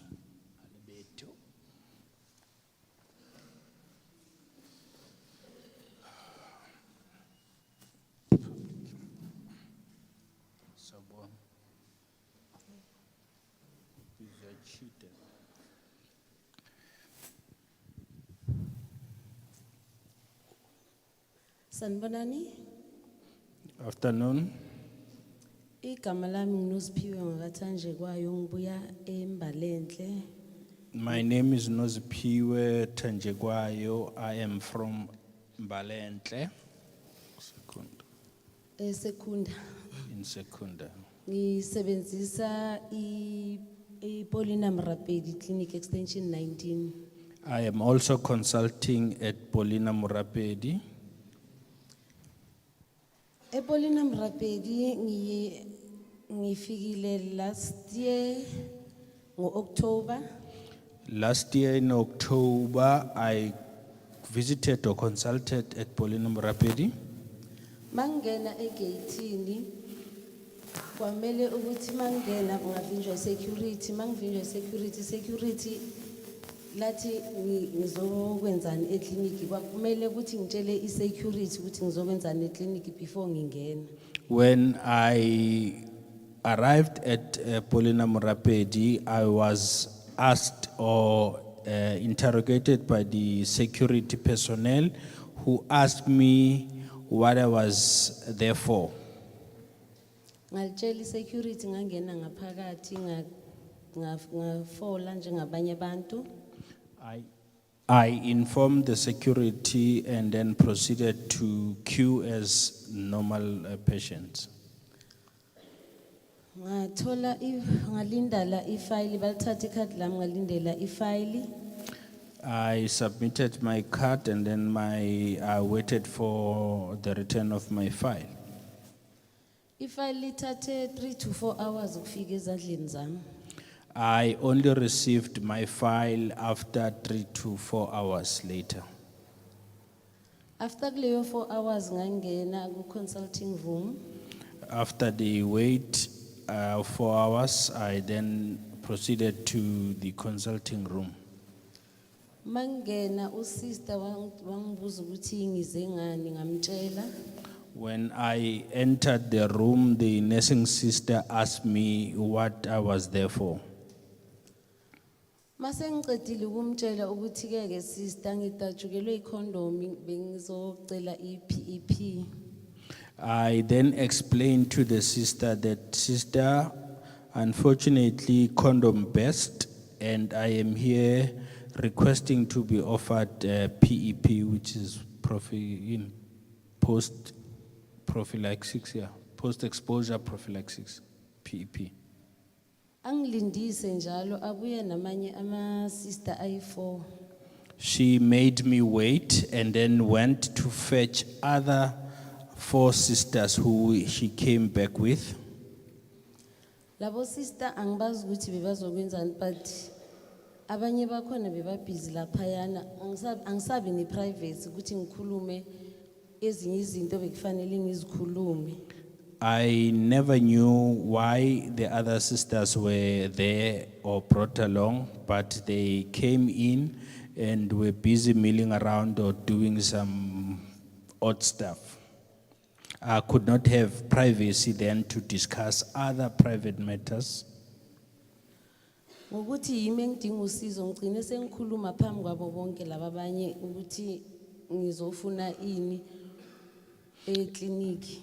As I was the one consulting, I had no option but to talk in front of the other sisters because I really needed help. Athi angibuze usister omunye hayi lo engiconsulte kuye angibuze athi iPP uyifunelani. To my surprise, the other sister who I have not consulted with asked me why I needed a PEP. Ngimtshela ukuthi I'm a sex worker, ngitajukelwe ikondom. I told her that I am a sex worker and unfortunately the condom burst. Athi omunye usister mina nginida deliverance. The other sister told me that I need deliverance. Azange ungiphathe kahle lokuthi nginida deliverance ngoba ngokwazi kwami angeke uvuke une confidence yokuma estradini. We feeding ama families ngaleyo mali leyo ngoba asina mali akusiyo ukuthi asinawo ama qualifications sinawo inkinga asichashwa ngesikhathi esi right kwesinye isikhathi siyafika asitholi usizo uchashwa ngama connection ezindaweni eziningi. I became concerned or worried about her utterances and wondered as to what deliverance I needed or required because I did not choose to go mill in the street and actually make a living there. And it is because of the situation that presents itself to us. And when you're looking for employment, unfortunately, you do not get immediate and employed, and you have to fend for your own family. Athi usister nina abantu abalona abathengisayo niyahlupha leyo PEP angeke size asinayo lana and angeke uzoyithole ngicela ukuthi uhambe uzothi mase usocabange kahle ukuthi ufuna ukwenzani ngempilo yakho uzobuya la eclinic. The sister then told me that I will not be issued with the PEP as requested because they do not have it, whether is it out of stock or not, but I was told that it is not there, I will not get it, and I must actually go and make up my mind and decide exactly what I need to do with my own life. Ngaphuma kanjalo ngalitholanga usizo. I had to leave without getting any services. I left. Same clinic leyo engisebenzisayo ePaulina Mrabedi ngifikile 3 weeks ago. The very same clinic, Paulina Morapedi, I visited it again in the past 3 weeks. Bekuyi date yami yokuyolanda ama ARVs wami. It was the date for me to collect my ARVs. Futhi kuyi date yami yokuvuselela. And my date again to renew my script. Bangifika banginikeza amanye amaphilisi i-dolutegravir. When I was consulting, they gave me dolutegravir. Awangiphathi kahle sengisaba nokubuyela ukuya ekliniki. This kind of medication do not sit well with me, and I'm actually afraid to go back to the clinic.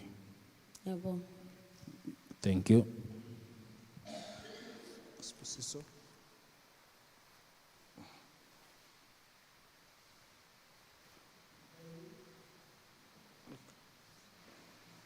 Thank you. I will shoot straight to recommendations. 1, from June 2022, any reports of poor staff attitude, privacy violation, verbal or physical abuse or harassment and or of services being restricted or refused should be urgently investigated by the Mpumalanga Department of Health and district support partners, and disciplinary action taken where appropriate. Facility managers should be held responsible for unresolved issues. For facilities, we report on here, the Mpumalanga Department of Health and the district support partners should respond within 3 months with actions that have been taken. Between July and December 2022, the Mpumalanga Department of Health and district support partners should ensure that all clinical and non-clinical staff, including security guards across health facilities, are actually sensitized on provisions of key population-friendly services to ensure a welcoming and safe environment for all key populations at all times. Key populations must be involved in the implementation of these training modules. Post-sensitization training, the Mpumalanga Department of Health and district support partners should complete follow-up to assess the quality of KP service provision at site level to show the success of the sensitization program. The National Department of Health and PEPFAR should designate at least 2 public health facilities per population per district to serve as key population designated service delivery centers. This selection should take into account local context, and facilities may serve more than one population, but may not always be appropriate to combine all KPs into single settings given differential needs between key population groups. These sites must be allocated additional staff and resources to provide comprehensive health services to the specific key population being served. By July 2022, the Mpumalanga Department of Health and district support partners should ensure that all eligible key populations are offered PrEP at public healthcare facilities. By end September 2022, the Mpumalanga Department of Health and district support partners should ensure that barrier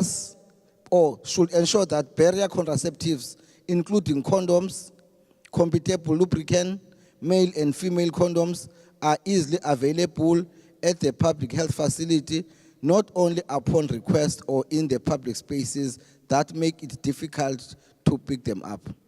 And lastly, by end September 2022, the Department of Health and PEPFAR should ensure that harm reduction services include drug dependence treatment such as methadone and hormone therapy are made available at identified public health facilities. Where people who are injecting drugs and trans people need specialized care from a drop-in center or public health facility offering specialized care, they should be provided with easy referral and adequate resources, including transport, money for transport, to uptake those services. Thank you. Over to you, Honorable Simpiwe. Thank you, GS. We will proceed now to the next group of issues on services for men.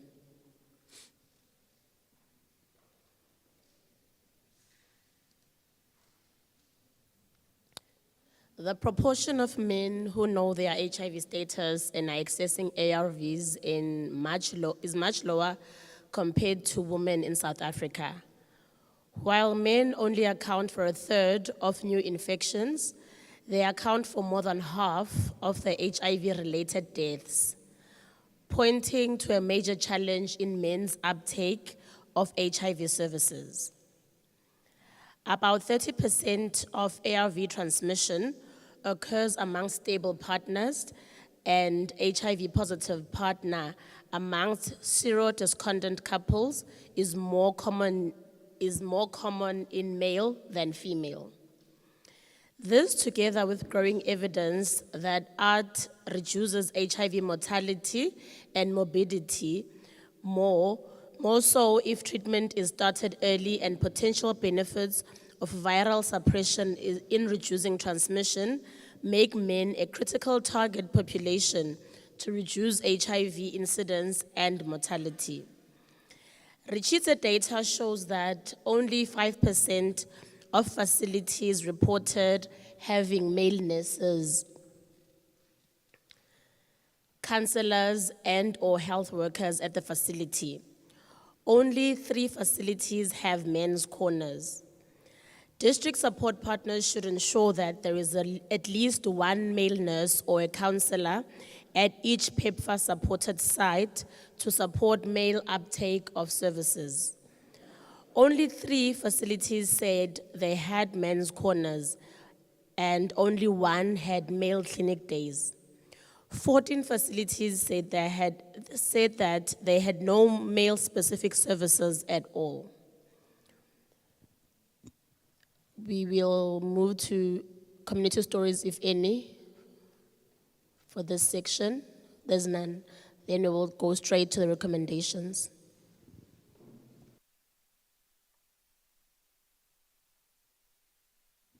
Thank you, Comrade Simpiwe.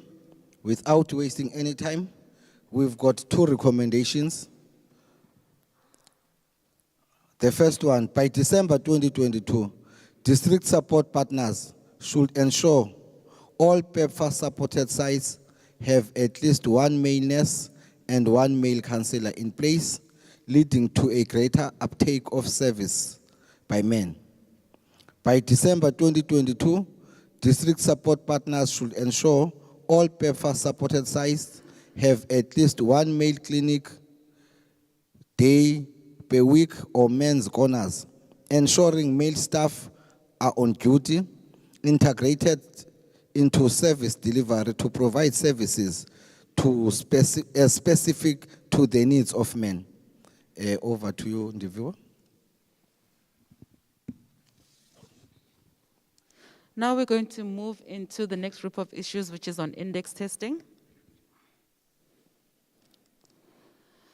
100% of facilities monitored through Ritshidze report engaging in index testing. While index testing has the ability to help identify individuals who may have been exposed to HIV earlier, if implemented in ways that cause harm to individuals, undermine their rights to consent, privacy, safety, and confidentiality, it is problematic and it erodes communities' trust of healthcare providers. We are concerned that screening protocols are not always being followed. 98% of clinics say that they always screen patients for intimate partner violence, but 29% who do screen for IPV still contact all the partners regardless of any reported violence. This is a concern and major violation of people's safety and privacy. There is no point to the intimate partner violence screen if contacts are just notified if their exposure notified of the exposure in any case. We need to get to 0% of contacts who have a risk of violence being contacted by the facilities. This is extremely important in the context of South Africa, where prior to COVID-19, the country faced a well-documented epidemic of gender-based violence. Here we see the PLHIV perspective. Of 1,109 people living with HIV interviewed, 76% were asked to participate in index testing. 86% said they were allowed to say no or refuse, up from 80% in the same reporting period last year. 20 facilities had perfect scores, with 100% of people living with HIV reporting that they were told that they could refuse to partake in index testing. However, for some individual interviews, as outlined in the table, this was low as 50%, 30%, or even only 10% of people living with HIV reporting that they could say no. 20 facilities had perfect scores, with 100% of people living with HIV reporting that they were told they could refuse. However, for some individual interviews, as outlined in the table on the left, this was quite low, coming in at 50%, and in some instances 10% of PLHIV saying that they could say no. So it's instances like these that really need to be investigated urgently. Across the province, only 81% of people living with HIV reported that they were asked about the risk of violence from their partners. 21 facilities had perfect scores, with people living with HIV reporting being asked about the risk of violence. However, at 17 facilities, less than 80% of people living with HIV were being screened for IPV, with some sites scoring particularly low, as shown on the table on the left.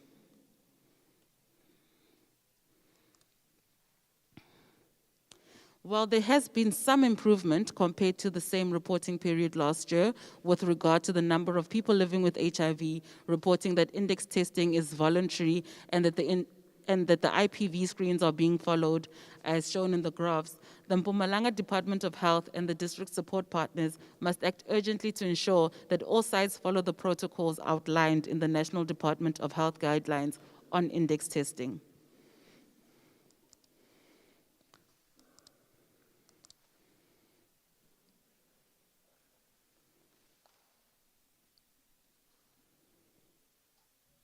HIV and TB. Kusebenzisa kwami iclinic la ngeke ngitestela yinanga i-HIV bese ngaze ngaqala ukutesta ku-mobile clinic. Ukutesta ku-mobile clinic kwami wankosa ukuthi ngiye eclinic straight. Mangifika eclinic ngafike ngatesta ngathola ukuthi ngiyi-positive. Uthola kwami ukuthi ngi-positive, but ngize ne-partner yami uzokwazi ukuthi manje kubonakala ukuthi nayo i-positive noma i-negative. I-problem yami engaba nayo ukuthi mina aqala ukuthandana namantombazane kahle kahle. So gcine ngabona kahle kahle ngumuntu othandana nabantu besilisa njengoba nami umuntu wesilisa.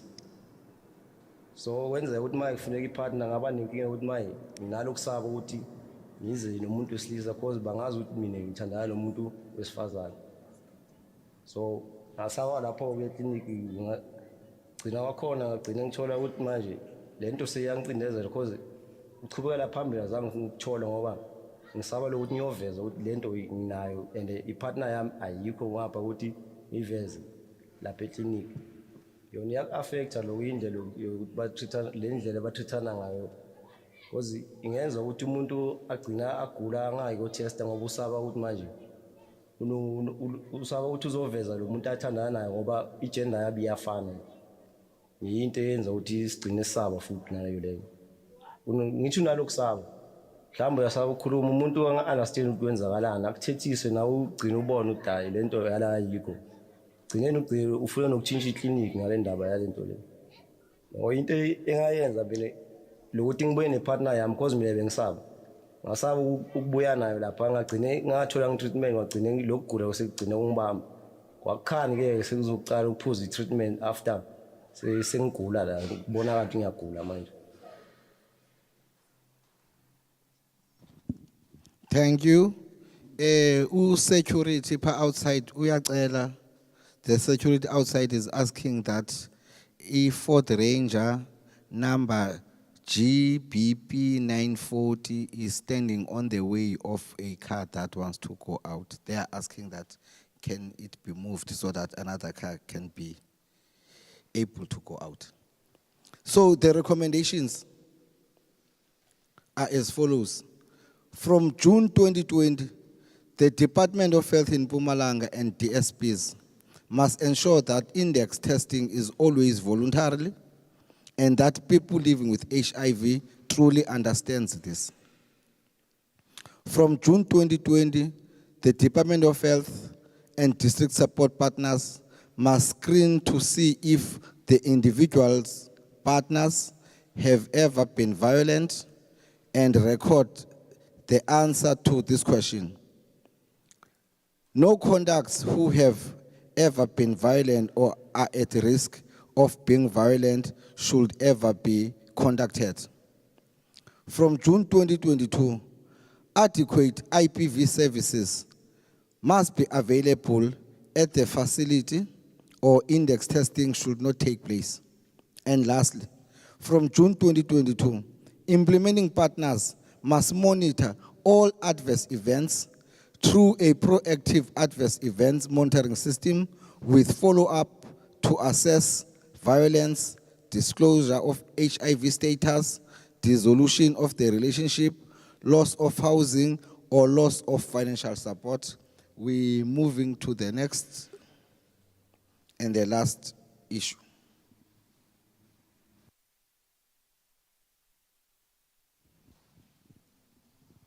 Thank you, Jess. The last issue is on stockouts and shortages of medicines. Stockouts and shortages of medicines, vaccines, contraceptives, and tests cause disruption, confusion, cost, and can cause treatment interruptions. At times, healthcare users can disengage from care, seeing no point in going to the clinic to be sent home empty-handed. In Mpumalanga, 8% of patients we spoke to reported that they or someone they knew had left a clinic without the medication they needed in the last 3 months. This is far fewer than many other provinces. However, even though it is a lower amount, the challenges should be addressed. Positively, the number of stockouts reported that have been declining since the start of Ritshidze community-led monitoring.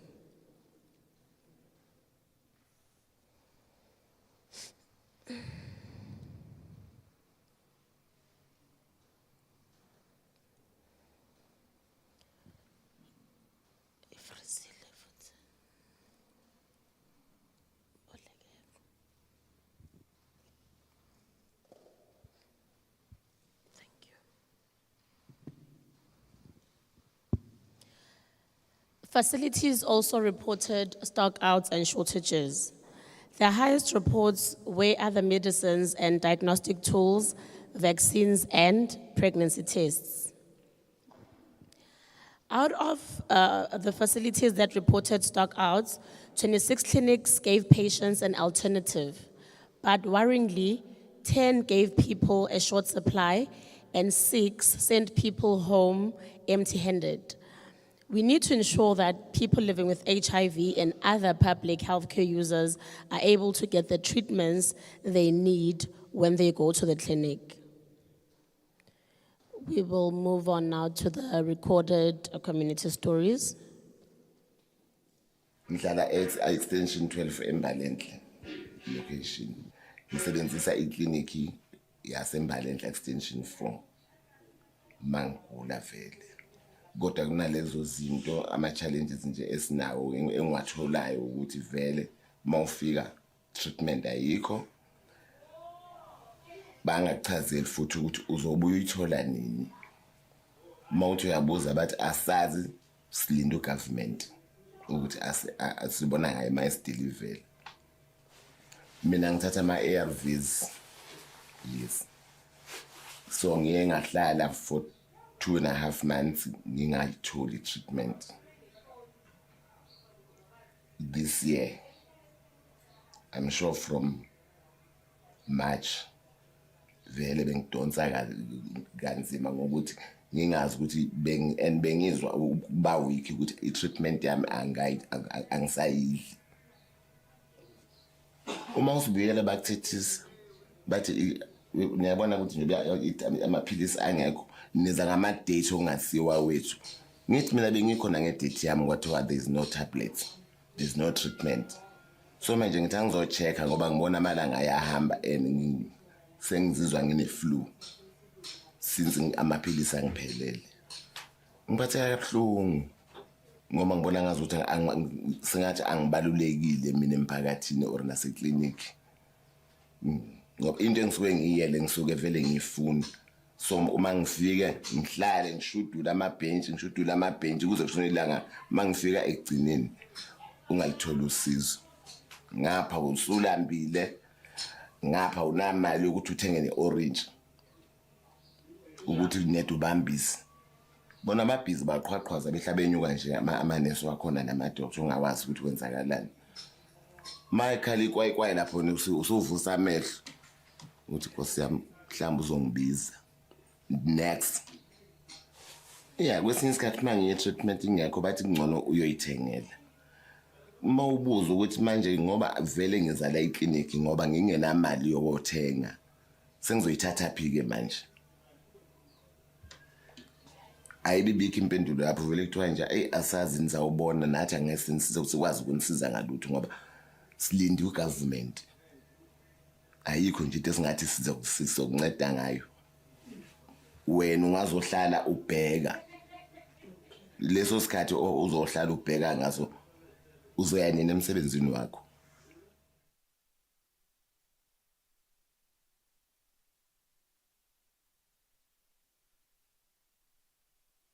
Then mawuthi uyayi ukuyojova lapha eklinikhi bakutshela ukuthi umjovo we-3 months awukho khona we-2 months. Bathi jova we-2 months. Mawubuyela uthi ufuna u-2 months bathi awukhona we-3 months. Bathi mara we-3 months awukho right mara singanijova. Okay uthathe nawo we-3 months. Mawubuyela ubatshela ukuthi we-3 months awungiphathi kahle. Bathi ayibona basazi ukuthi benzeni. So nani nawugcina so uyekela ungasajova ungazi nawe ukuthi uyenza njani. Because mawufike bathi bakunikeza amaphilisi ukuthi amaphilisi aphelile. Noma bakunikeza i-date ukuthi uyojova ngale date leyo. Mawufike bakutshela ukuthi umjovo we-3 months awukho and abakuniki ne-date. Bathi lokhu uzohlola lokhu uyeza uzohlola awukho. Mara abanye bayayithola imjovo nodingazi ukuthi wena mawuya wayo ungawutholi. Bangakuhlalisi ama-hour amaningi wahlala 5 hours bathule bathi dubale kuma up and down abakutsheli next. Ngabo 1 ngabo 2 bayafika bathi hayi umjovo awukho. Lapho ufike ekseni ngabo 5 6.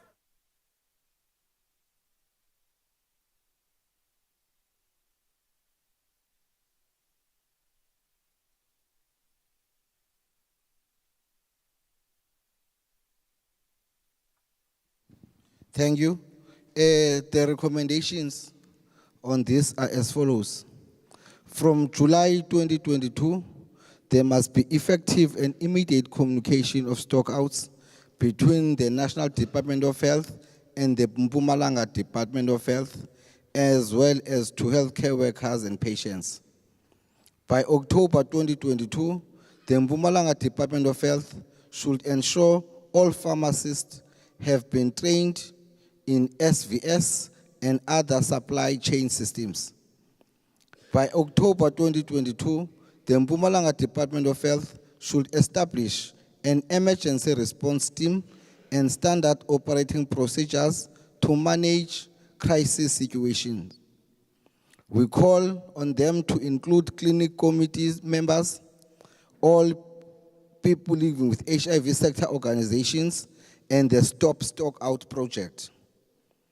By November 2022, the Mpumalanga Department of Health should develop a provincial strategy to address stockouts and shortage of medicines and other medical tools and supplies.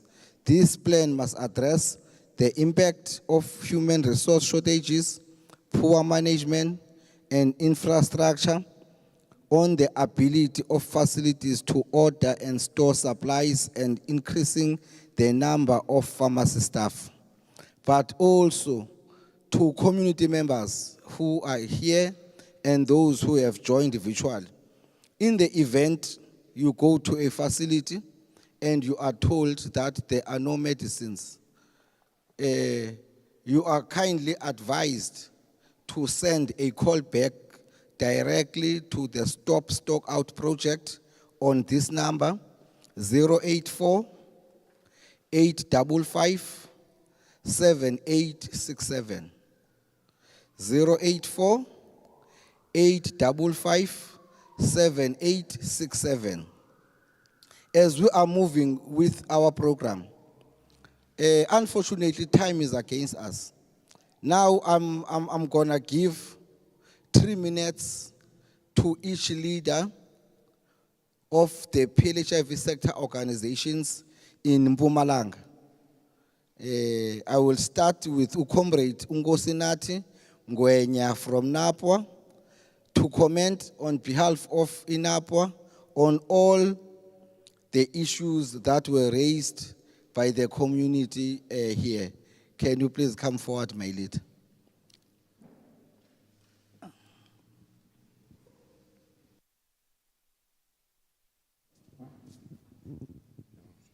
Sanibonani. Mina nginkosi nathi Mgwenya, not Ngwenya. Yes. Yeah. Saya nibingelela nonke baphathi, sibingelela nemalungu emphakathi. I-report siyayimukela, sivile ikhuluma into letenteka emphakathini. Nalobe bafakaza ngako la kuyenteka vele emphakathini. Nyalo sekusalele i-Department of Health kuthi kube nguyo lethatha inqumo. Lethi into bebakhuluma ngato labantu nanguthi kushoda staff abacasheke abantu basebende. Maybe ngaphela nalamalayini lokuthi sidofola eclinic ufike ugula ufole bo 4 to 5 hours ugcine ubangcono nyana. Ungasasibona isidingo sokuthi ngasachubeka uhlale lapha. Nalapho staff attitude angathi ukuthi into yena njani baphathi bami ngobe lento ngathi yenteka yonke le province. Kumbe ngazama ama workshop batofundiseka angathi ukuthi kubuyapi. Angathi ukuthi into yena njani sikubekela ngakini manje ngiyakhumbula ukuthi lo mnyaka lophelile babe Nkosi wathembisa ukuthi kune task team lendiwe letobuka indzaba te staff attitude. Angathi ukuthi bafike kuphi ngaloko. Kuhlazo kakhulu kuthi inyalo kunebantu lebaneminyaka leminingi lebathatha i-treatment but abayathi ukuthi sebenza njani. Nalabanye khona la bakhona labangade ukuthi viral load yini. Sikubonile nala le report kuvalwe ema-adherence club ema-clinic bantu basafundziswa nge-treatment abafundziswa nange-viral load. Tinto leti njalo tibalulekile kunebantu lekuthi uyodonsa ingadi but ma-results akhe akawadi. Sicela ukuthi kulungisweni lapho baphathi ngiyabonga. Thank you leadership. I will call upon the provincial leader of Sanarela, Bishop Tobela.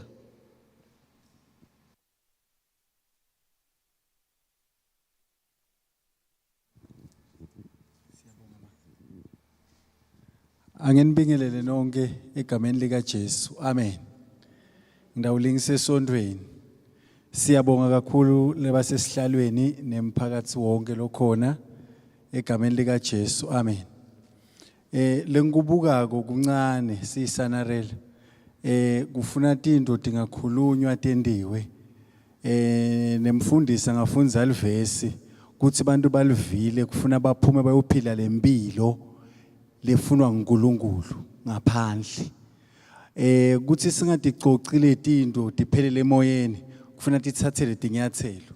Number 1, angeke eclinic nesithobela unginesithobela uhlukubeta sigulane simfihle.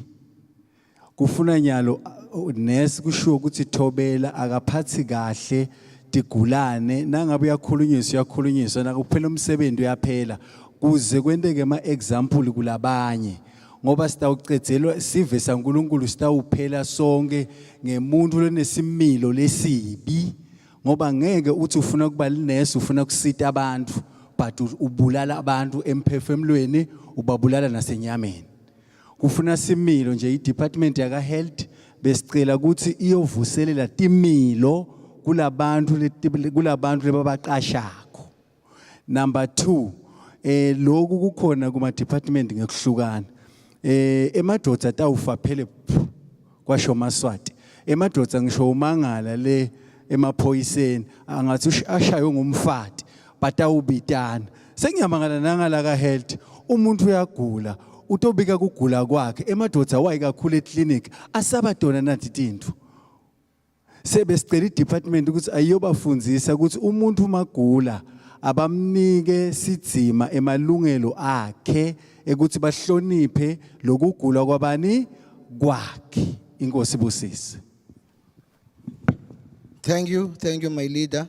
I will call upon a leader from Positive Women's Network, Comrade Constance Khoza, to come forward. Batageko, Comrade Constance. I will call a leader from Treatment Action Campaign, Comrade Ulebogang Leleza, to come forward.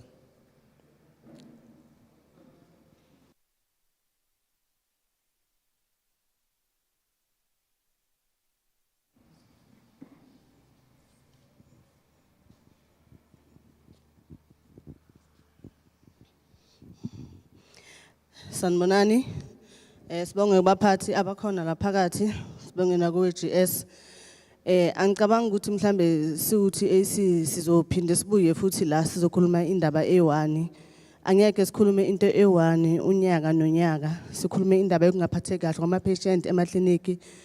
Angicabanga ukuthi futhi sizophinde sibuye la sikhulume indaba ka Sister Nomsa ePortland Lamrapedi. Siyacela ukuthi ngosami Department of Health nani ningenelele. Sicela ukuthi nizame ukushintsha ukuthi izinto ake zenzeke ngenye indlela. Ama patient awazama ukuphatheka kahle. Ngomunye nami wabanye ukukhuluma indaba yefile unyaka nonyaka. Sesicela ukuthi kube noshintsho. Because angeke ukuthi every time masifika la sikhuluma into e1 ayikho into engcono eyenzakala emakliniki. Siyacela ukuthi nishintshe. Because nathi su treatment action campaign siloko simile ukuthi kena if izinto zingakayenzeki right emakliniki angeke siyeke thina ukulwela amalungelo wabantu because egcineni abantu laba abayenza umsebenzi ukuthi uhambe emakliniki amagay abantu wonke umuntu unelungelo ekliniki akekho umuntu onganalo ilungelo lokuthi ke na ekliniki avikelele abe protected nale ndaba yokuthi ke na bonke abantu mhlambe bazokhala ngokuthi ke na mababika inkinga zabo niyabajada ne discrimination yonke lento le asizi ukuyivumela suthi AC sicela ukuthi izinto zike shintshe. And bengicela futhi nokunye ukuthi ke na suthi AC siyacela ukuthi ke na njoba sila namhlanje asithembe ukuthi ke na nizokwazi ukuthi ningenelele nokuthi abantu baphenduleke ngespeed because lesimo lesi ngathi siya ngokuya siyanda ayikho into elungisekayo.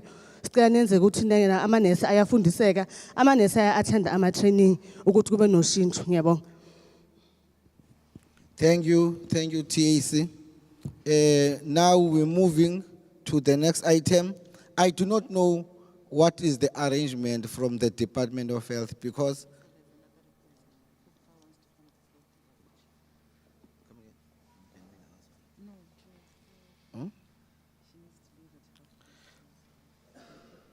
okay, there is a comrade from PEPFAR who wishes to leave 2:30. I'm sure by then we will be done. I do not know from the Department of Health because there is a provincial department and there are district departments, but you will give us an indication, department. This one, I will bring it myself to your department. We've got someone from the district and someone from the province. When you are for the province? And you know who is from the province, you will give it to. Yes. Can I stand here? Greetings to the Ritshidze team and management. Greetings to wonke umuntu la umphakathi. Sanibonani. Greetings to our partners and our management from the provincial office, district, and sub-district. We are very honored to be part of the session today. And let me start off by expressing sincere gratitude to the Ritshidze team for the work that you have done. The session is well organized. We have heard the reports. We have heard the patient's testimonies, and we have seen your recommendations. And let me say to all the people that shared their testimonies today, thank you very much for your boldness.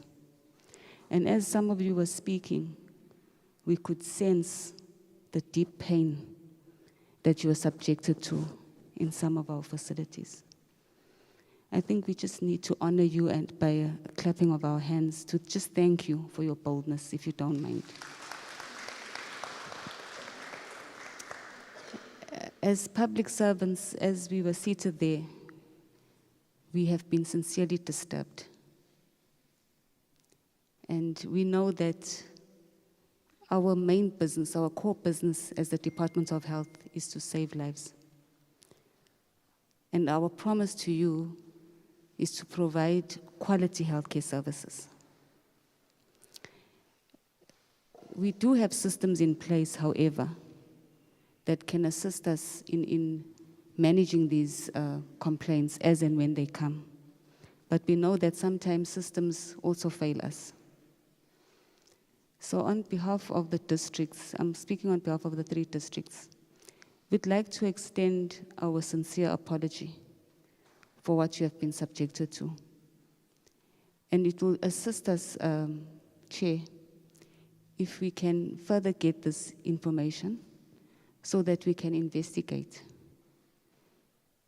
and address accordingly. Because really we can't just sit and listen and then just go away like nothing has happened, because some of you have been traumatized. And for us, it's very important that you have access to our health facilities and that you feel free to visit our facilities as and when the need arises. So that is basically one of our requests. If you could just have these complaints documented and directed to us accordingly, we will investigate and we will manage them accordingly. With the recommendations, we've noted them, and of course, it's a matter that we'll have to also elevate to our principals so that we look at each recommendation and see which ones are quick wins, which ones are long-term. And if you don't mind, maybe we may request that we extend some of your time frames. But having said all that, let me thank you all for your time. Thank you so much. I will hand over to Mr. Nkosi to talk on behalf of the province.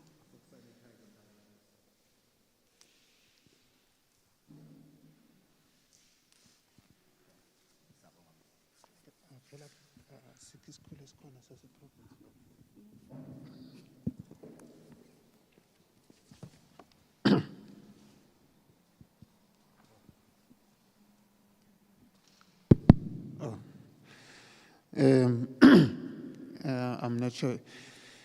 With your permission, can I actually just remove the mask?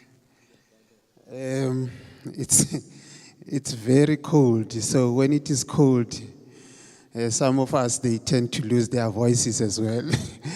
So for the benefit of everyone who is here, and with your permission, can I just request that I remove the mask? Maybe let me actually express my gratitude that I've had an opportunity to be here today when this report again is being shared with the department. I was lucky again that last year in Emelo, when the first report was actually released and shared with the department, I was part of the team that represented the department. So I'm able to actually reflect on both the reports, the previous one and this current one. Maybe for those who might not know, I'm June Ritshidze. I'm the senior manager for HIV and AIDS in the province. and hence I'm actually here. I have also been requested through the Chief Director to actually to be part of this session here today again. I think the team that is here know how we have dealt with the previous report and the previous recommendations. And I think we will actually try to make sure that we continue to deal with all the issues that are being raised here. But I think it would be important to say it that as a department, we actually take these reports and recommendations very seriously. And I think the team, if maybe you make a comparison from the previous report and to the current report, you will note that there are things that indeed that we are acting on the reports that you guys share with us. And I must acknowledge that there could be areas where we might not be moving at the pace at which we are expected in terms of dealing with some of the issues that are being raised in the report. In some instances, we might appear as if maybe we are moving slow. But I hope you will appreciate the fact that a health service, as it currently stands, it's a labor or a human resource intensive kind of a service. Being that kind of a service, quite a number of factors come into the picture in terms of trying to improve the quality of the service that you render. Among others, one, it will be the training, the kind of training that you offer to those people who are at the front line of service delivery. Two, it might be the issue of an ability or capability in terms of supervision as a function. Three, you may have to actually deal with some of the issues such as the staff turnover or the mobility. Health is a professional environment, and I can tell you we're dealing with a very mobile kind of a human resource. You train this one today, tomorrow is gone, is somewhere else. And we are competing for the healthcare services of professionals with the private sector, with the international community. So all of these factors actually keeps us in a process of having to retrain and retrain and retrain every day. So in some instances, we might appear to be moving slowly with some of the issues that you guys raised.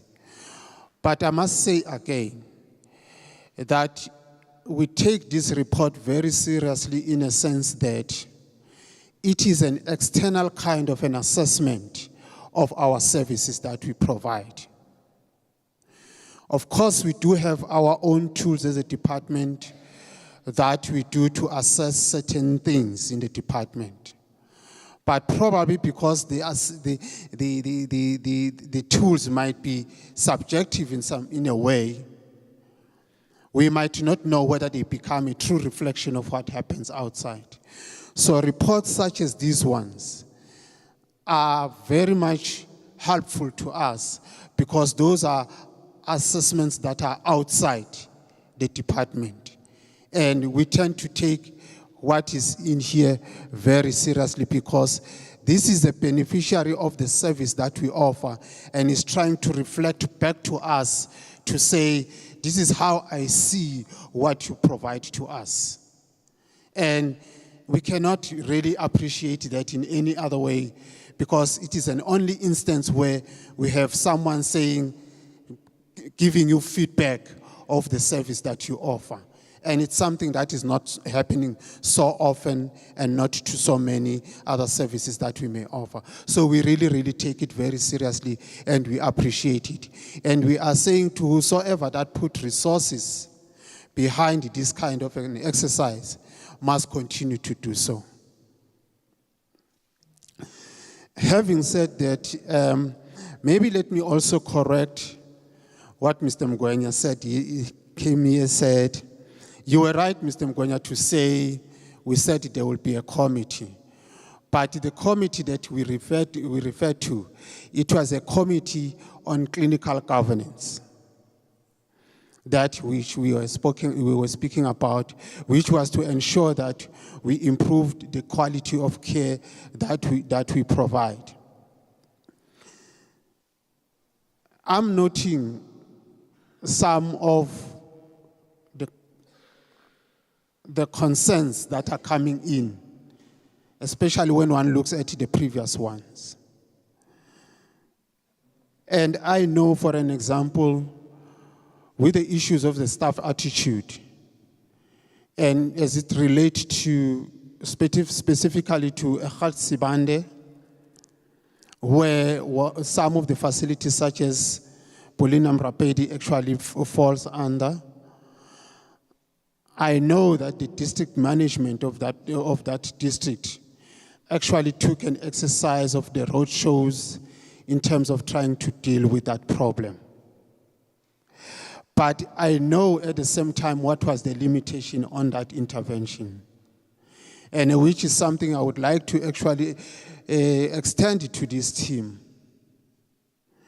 That, you know, when you have to deal with a problem as a general problem, is not the same when you have to deal with a problem as it relates to a specific individual.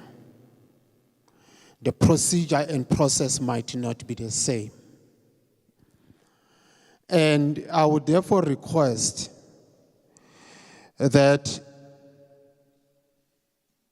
beneficiaries of our services, in our facilities we have what we call a complaints and a compliment form that they need to complete.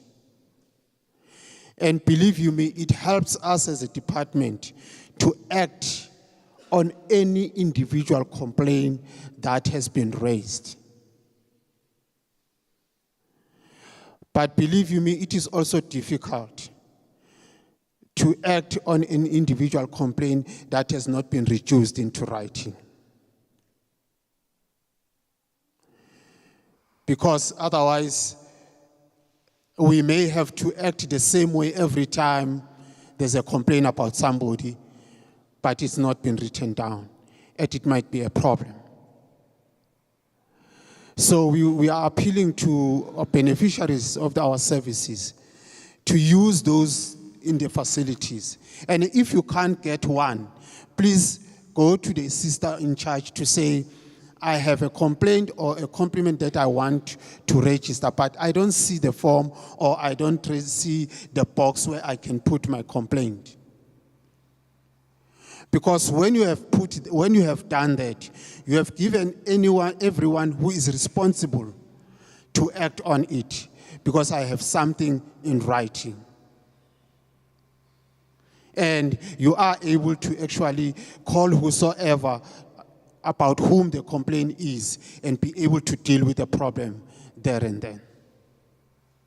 So I'm hoping that we will use that kind of a platform in dealing with those issues. We understand those that are general issues, but if there are issues that are specific, we would request that we be assisted by using part of those platforms to be able to deal with them, because we have put those complaints and compliments boxes specifically to deal with specific issues that are raised in a particular facility or about any person within that particular facility. So we would request that that be used so that we are seen to be responsive to the complaints that are being raised. I must say that there are certain specific things that I would like to share with the team and with the beneficiaries of our clients, so that we are all in the same page in terms of understanding why certain things might be done. Because I'm noting that there are things that from the beneficiary of the service, they appear to be either wrong or not satisfactory. And whereas on the part of the service provider, the clinician is what is expected of him or her. And I think I need to clarify those so that we are able to understand certain things. But I do acknowledge one very important thing that is being raised by almost the speakers here, is that it looks like we are not doing enough in terms of communicating with our clients as we consult with them. That I acknowledge, and it's very clear, and it has been put in different ways. But the message is we're really not taking time into communicating and explaining to our clients in terms of even the treatment that we prescribe. And I think it's something that we need to really try and make sure that we emphasize about. Maybe can I actually just highlight on those very few things that I've noted. One, in terms of the dispensing of medication, either 1 month, 3 months, or 6 months. The report is very clear on the percentage of those clients that are either being given treatment 2 months, 3 months, and the likes. And I think I must emphasize this, because when clinicians or our nurses decide to change how often and what quantities of treatment they give to each client, it depends on how the client is taking that treatment. Obviously, if you are a client who is not suppressing, and even if you're being given 3 months treatment or 2 months treatment, the sooner you have results that says you are not virally suppressed or you are not suppressing, the clinician is forced to reduce the quantities at which they need to give you that treatment until you again show that you are virally suppressed. Then they can actually change in terms of what quantities they can give you. Unfortunately, clinically, that is what they are expected to do, and it's in terms of our policy guidelines.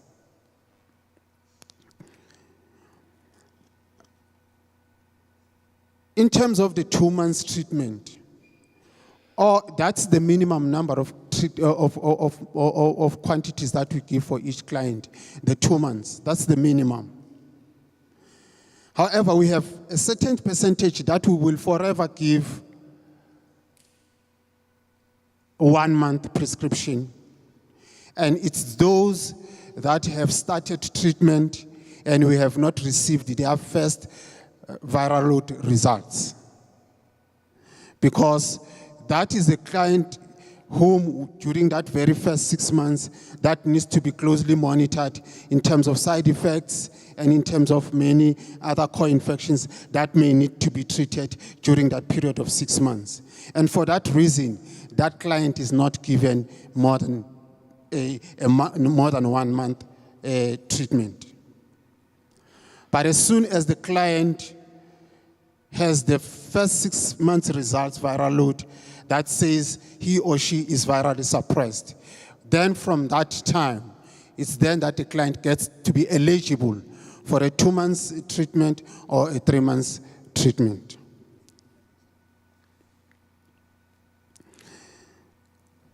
Maybe Just to say that we have noted the other issues in terms of the key pops. I think we have noted that, and I must acknowledge that there is still work that needs to be done around the key pops.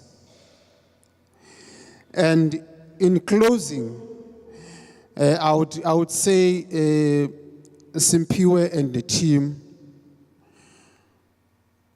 we would appreciate that if you can have a summary of all your recommendations, as we have done last year, that if you can have the summary of your recommendations and have those the summary of all of these recommendations being shared with the department, so that we are able to start working on those that we need to work on, as Dr. Nelson has indicated.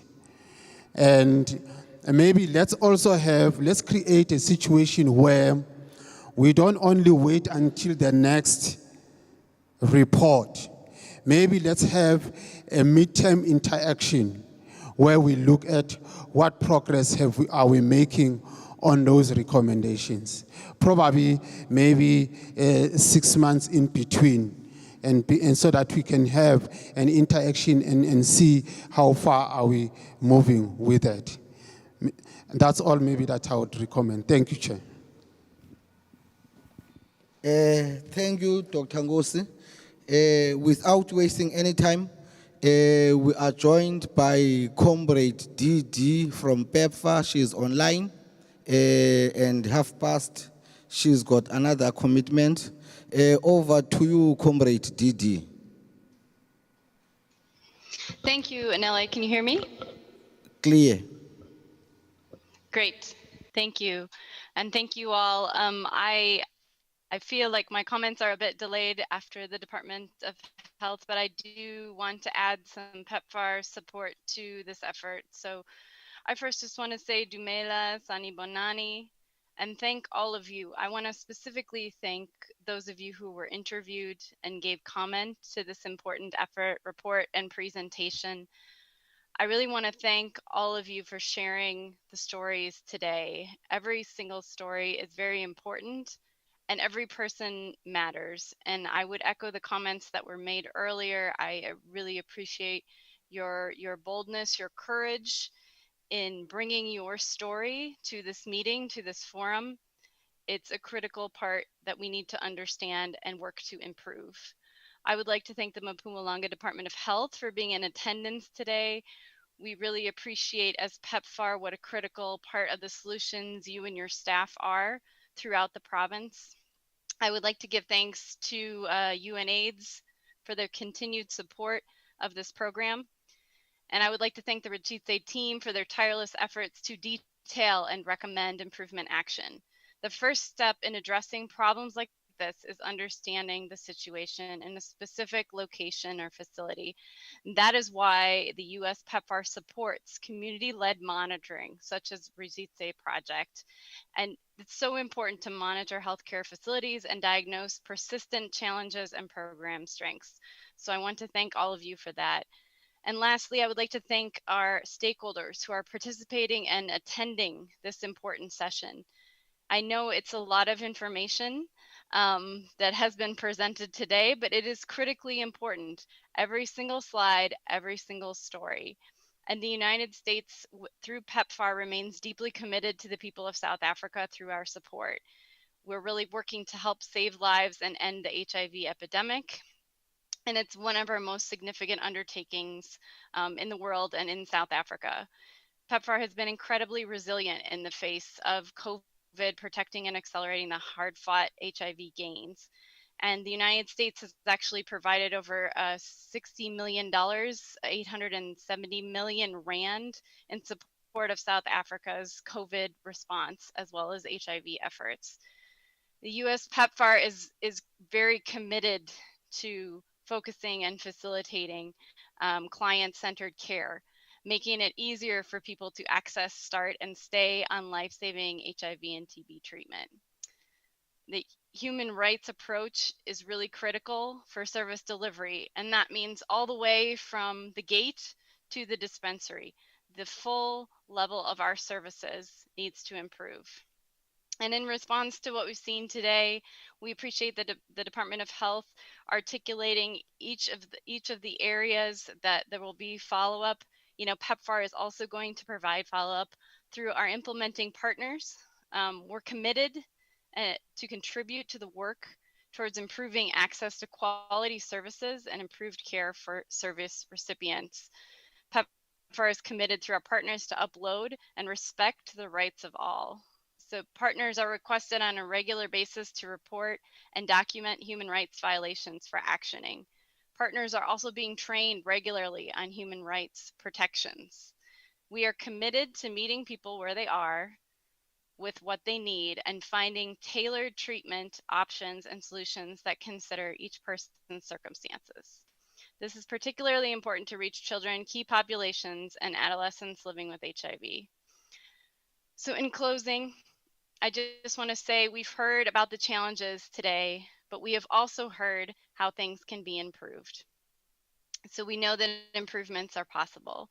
We must all be held accountable, and we appreciate those who hold us accountable, and we want to work with them to make these improvements. We may feel overwhelmed by the many improvements that we do need to make, but we must all work together to ensure that all people living in South Africa can live longer, healthier, and more productive lives. As a very wise man once said, it always seems impossible until it's done. Thank you.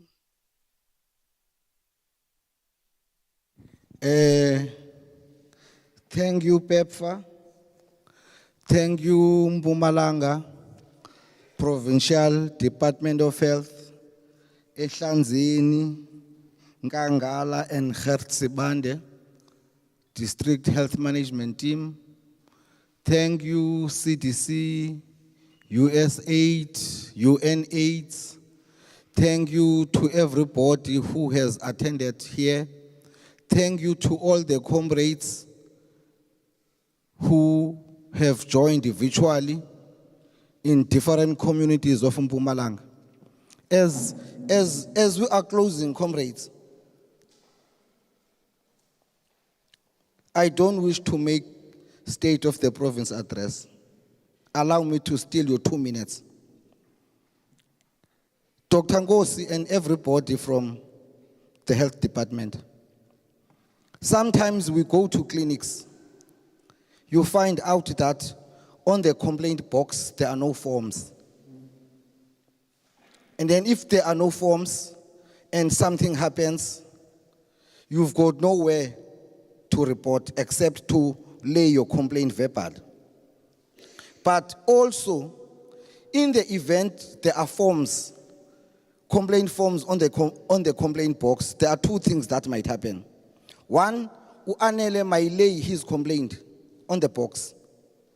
And when the staff reads the complaints and they begin to identify uAnele, chances of uAnele being victimized by the staff are very high.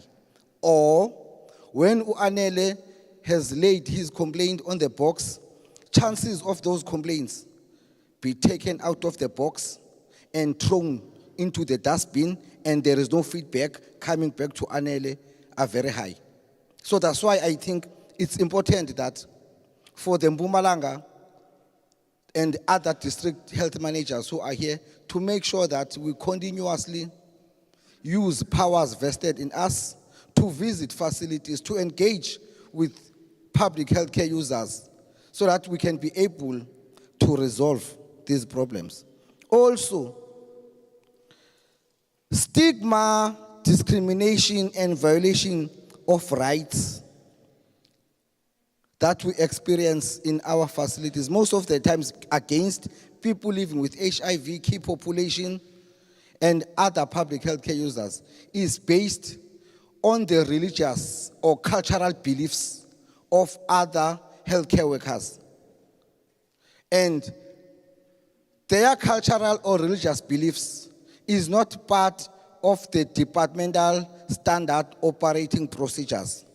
It is against that reason we feel that the Department of Health must ensure that its policies are entrenched and implemented by their staff. On the issue of the multi-month dispensing, we are not saying this must be done to everybody, but we are saying those who are stable on treatment.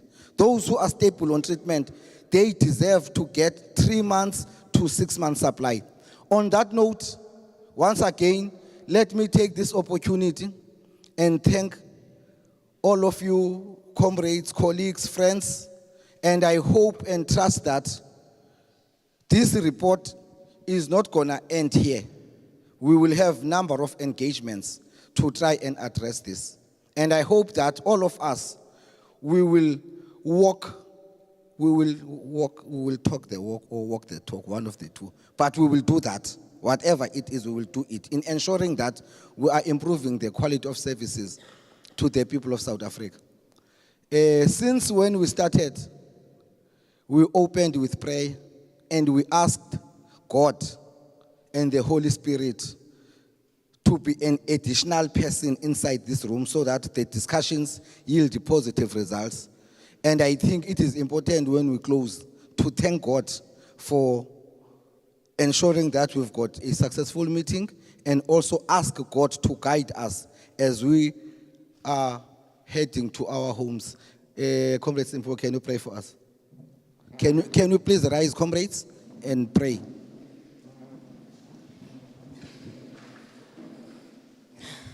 Lasivala amehlo. Baba namandla egameni lika Jesu. Siyabonga baba wethu ukuthi uhambe nathi kwaze kwaba la. Siyabonga moya oyingcwele ukuthi usiholile kwaze kwaba la. Sesizophuma ke manje.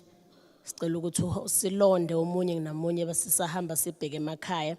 Siyacela uNkulunkulu namandla wonke ukuthi wena wehlisa umoya wakho oyingcwele ukuze kwazi ukuthi kulunge izinto imiphakathini yethu zisindise impilo zabantu ngegama lika Jesu waseNazaretha manje kuze kube phakade. Amen. Thank you, comrades. Amandla. Thank you very much.